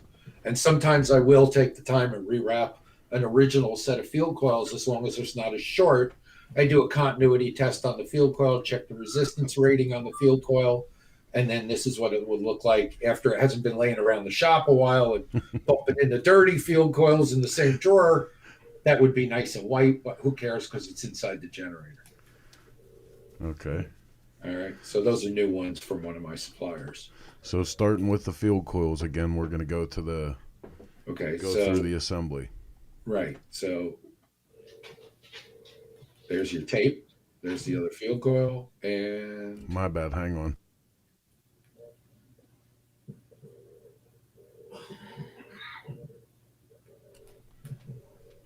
I blew it. I had all the transitions set up, Rob. That's all right. You'll find it. Any other questions? Mark, you got anything for me here? I don't know. I was just going through. Were you awake? I was. I just said I had to go upstairs and wake Heather up, just to let you know. Like 2 seconds ago, I caught her nodding off. Her head kept smacking into the camera. I had to go wake her up. I was wondering what the clicking noise was. She's thrilled. Hey, you know what the greatest thing is sometimes we'll get into these conversations where we're talking about machining processes, or like yesterday we were welding, so I came home and I'm like, blah, blah, blah, I'm talking about different tungstens and different thicknesses of rod and all this, and she'll literally stop me in the middle and she'll go, I haven't been listening to you for 15 minutes. Dude, I did that to Dana like 3 times a day. Please stop talking. Just stop talking. So Heather, actually, no, wait a minute. What I actually say is, isn't there someone you can call? Yeah, it would be me, and I hang up on him. So. I'm like, can't you call Will or something about this?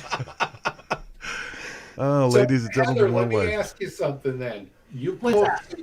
So that was your man moment? You weren't listening? Right. I'm going to be totally honest with you because I cannot lie. I totally checked out. Of course you did. No, I mean when Chris said that you weren't listening to him. Oh, that's what she means. That's your man moment, because we're always accused of not listening. Get a view of corn and a wake up at her. I do listen to him. Wait a minute. I do listen to him, and I actually do ask questions.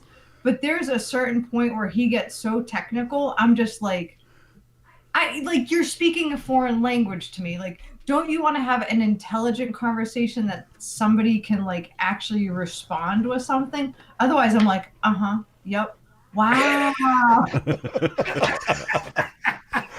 You bitch. That's what you mean when you say wow. That's what you. I didn't really. Now I find out. You've been bullshitting me. Oh boy. Oh geez, yeah. That's great, baby. Actually, the other ones. That's great, baby. Good for you. Wow. Let's go back to generator talk, for God's sakes. So we're good night, Heather. Good night, Louisville, wherever you are. You deserve it. Your mother said I deserve it. So we're going. How is your mother? I thought she was saying that to Heather. Heather, how's your mother? What? How is your mother? I don't know. You just woke her up. No, she says you deserve it. Yep. She's talking to me. The whole show's going to shit right now. Can we please let's assemble this generator? Yeah, and let's get it assembled. So Heather can go the to big bed. question is, could you make this so you can shock somebody with it? Because I have a weird feeling there's going to be one mounted to someone's pillow. Who said? Oh, Walter Coro said, "Get the Buick Harcorn out. That'll wake Heather up." I don't have a car horn, but there. Harcorn. I got it. All right, we're assembling the generator. Let's put this baby together. Those are the pole shoes. Then the field coils go on the pole shoes. The knee bone's connected to the ass bone. Yeah, there you go. Ass bones. She's real short. Keep going. Next. Look at that. Snap ring. What's that do? That goes in this hole right here on the end. Like that. Inserted, right? Okay, installed. Seal next. Seal installed. Bearing next. Oh, sorry. Did we miss the bearing? Now that comes up. No, he was jumping the gun. I was jumping the gun. He was trying to then speed up like that video of him cleaning the armature up. Here's one field coil installed on one side. This is the white one goes on the right. Orange one goes on the left. There's your bearing. Put it in there. We press it in. Nice and neat. Next comes the armature installed. You want to have a minimum of 7 thousandths between the armature and the pole shoes. And what do you measure that with? I can do it by feel now, but you can use a feeler gauge. Is that what you do, feeler gauge?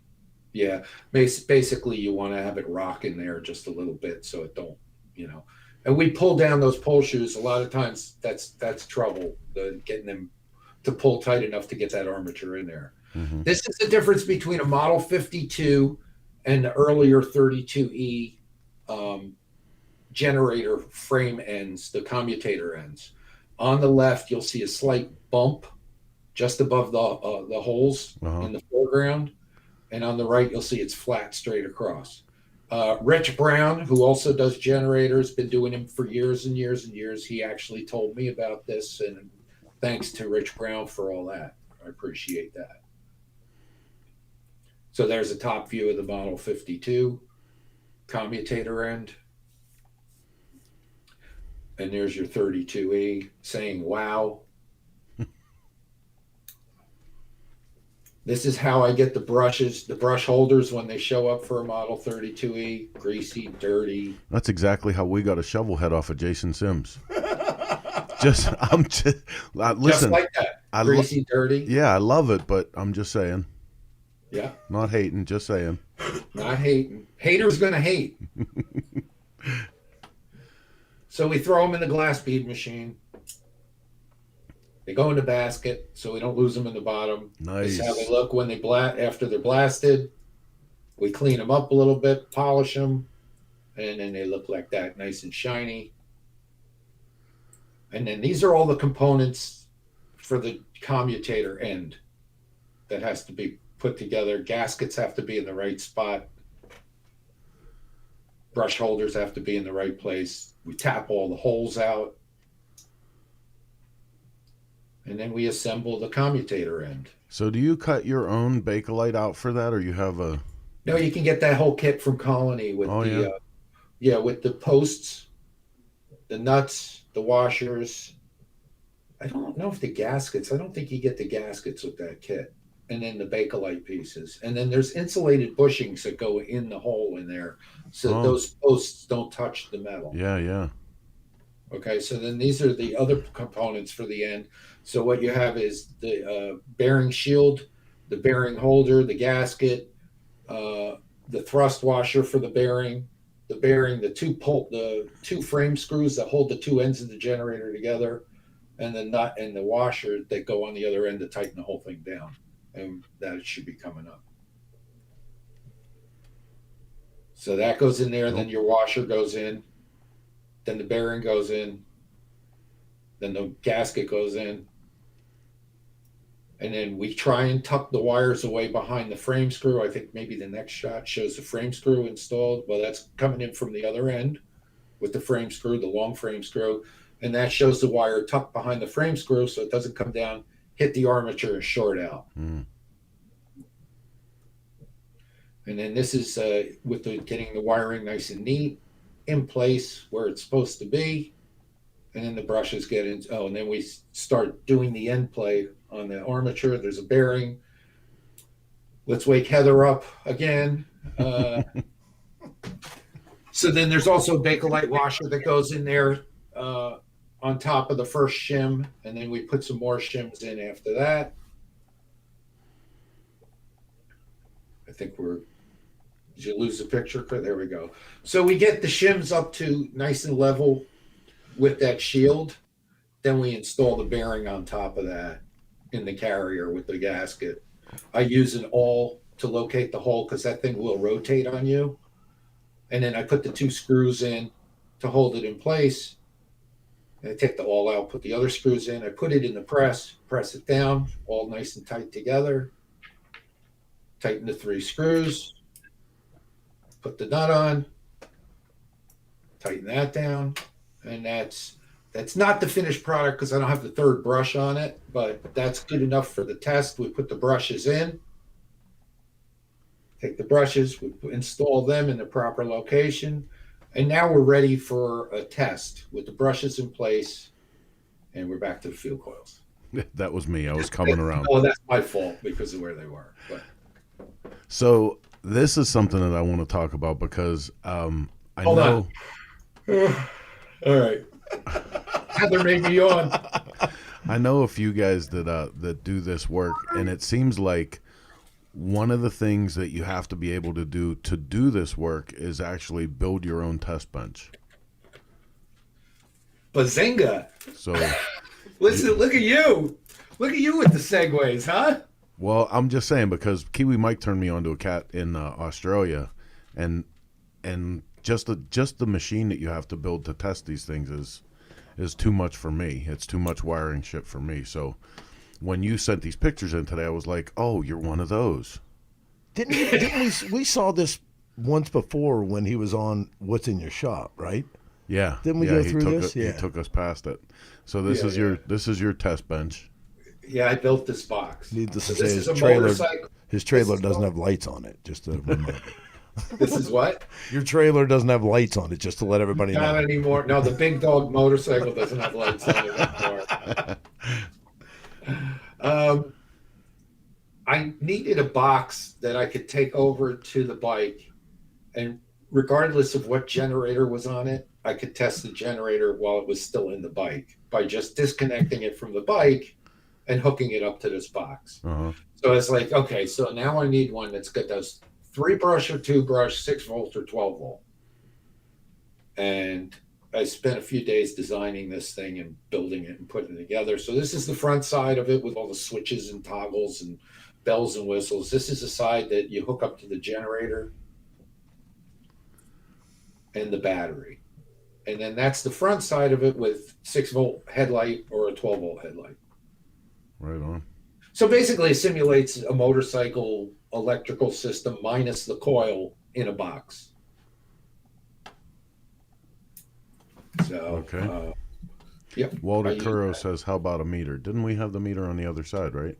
Yeah, the meter was on the other side. And we're not going to get into amperage, talking about amperage tonight, because that's a whole other story with the carbon pile and the loading the generator and all that. But yeah, there's the voltmeter. And basically, if your generator works and makes this box work, then it's good to go. So Okay. I think the next thing is what? The video?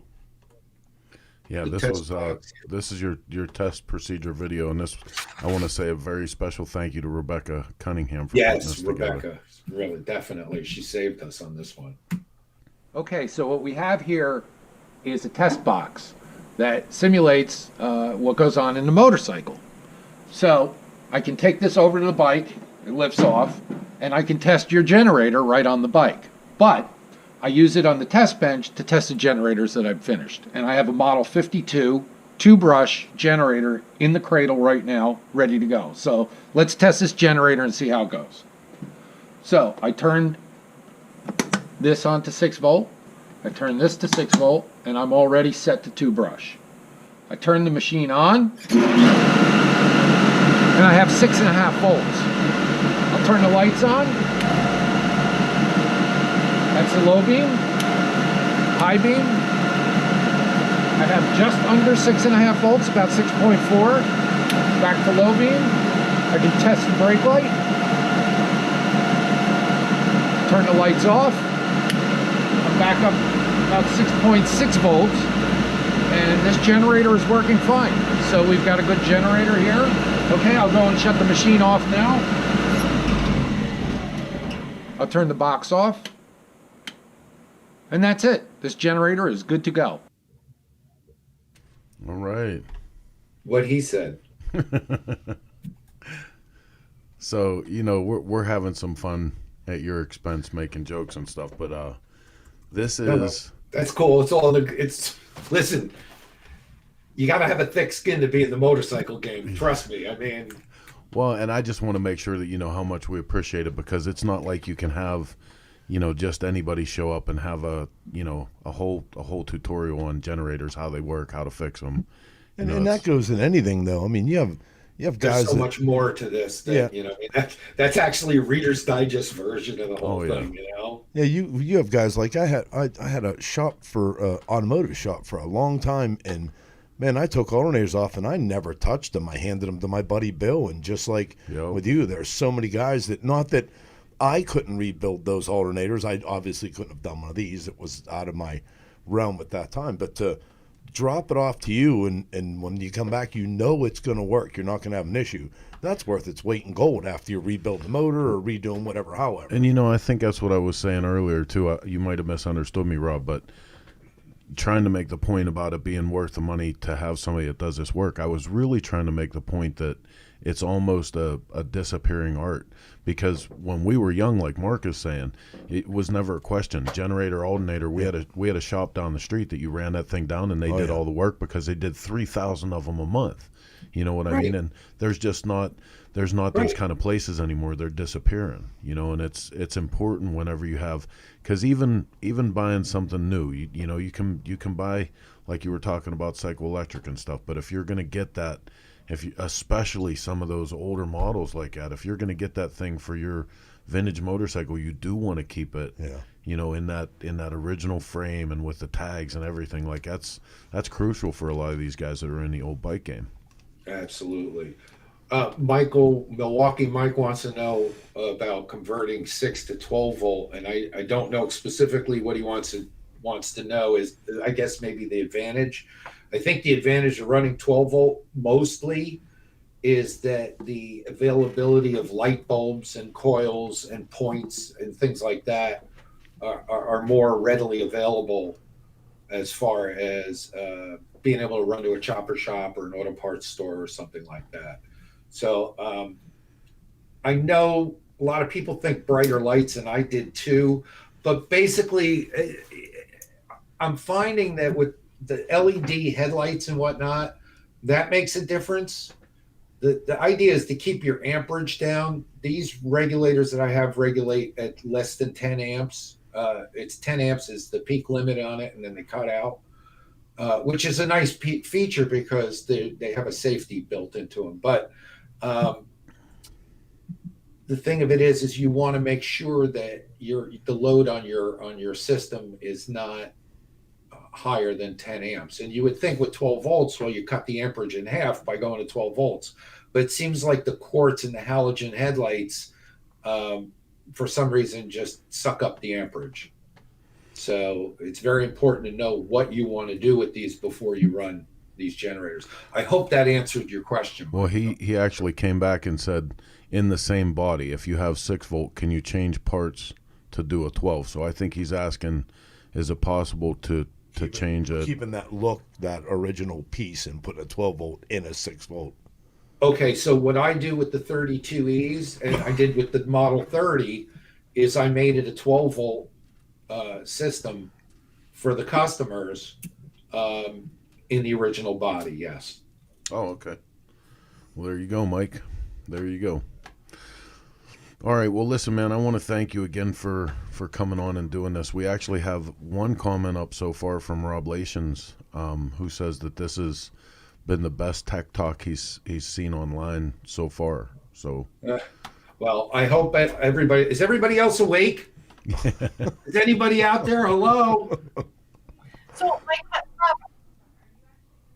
Rob, we have all the pictures and stuff. Are you actually going to do a tech article for us of the magazine? Because obviously this has been a great interest to. I think if we just go back and type out everything that he just said, we already got it. We don't need you to do shit. He did it. Here, tech Heather article just fell off her chair again. Wait a damn minute here. Tech article by Rob Nussbaum. There's going to be a tech article and a corresponding. What's it pay? Some Taylor ham. Can I get Taylor ham? That's right. Right Inquiring minds want to know. Keith Cardell said he got a charge out of this.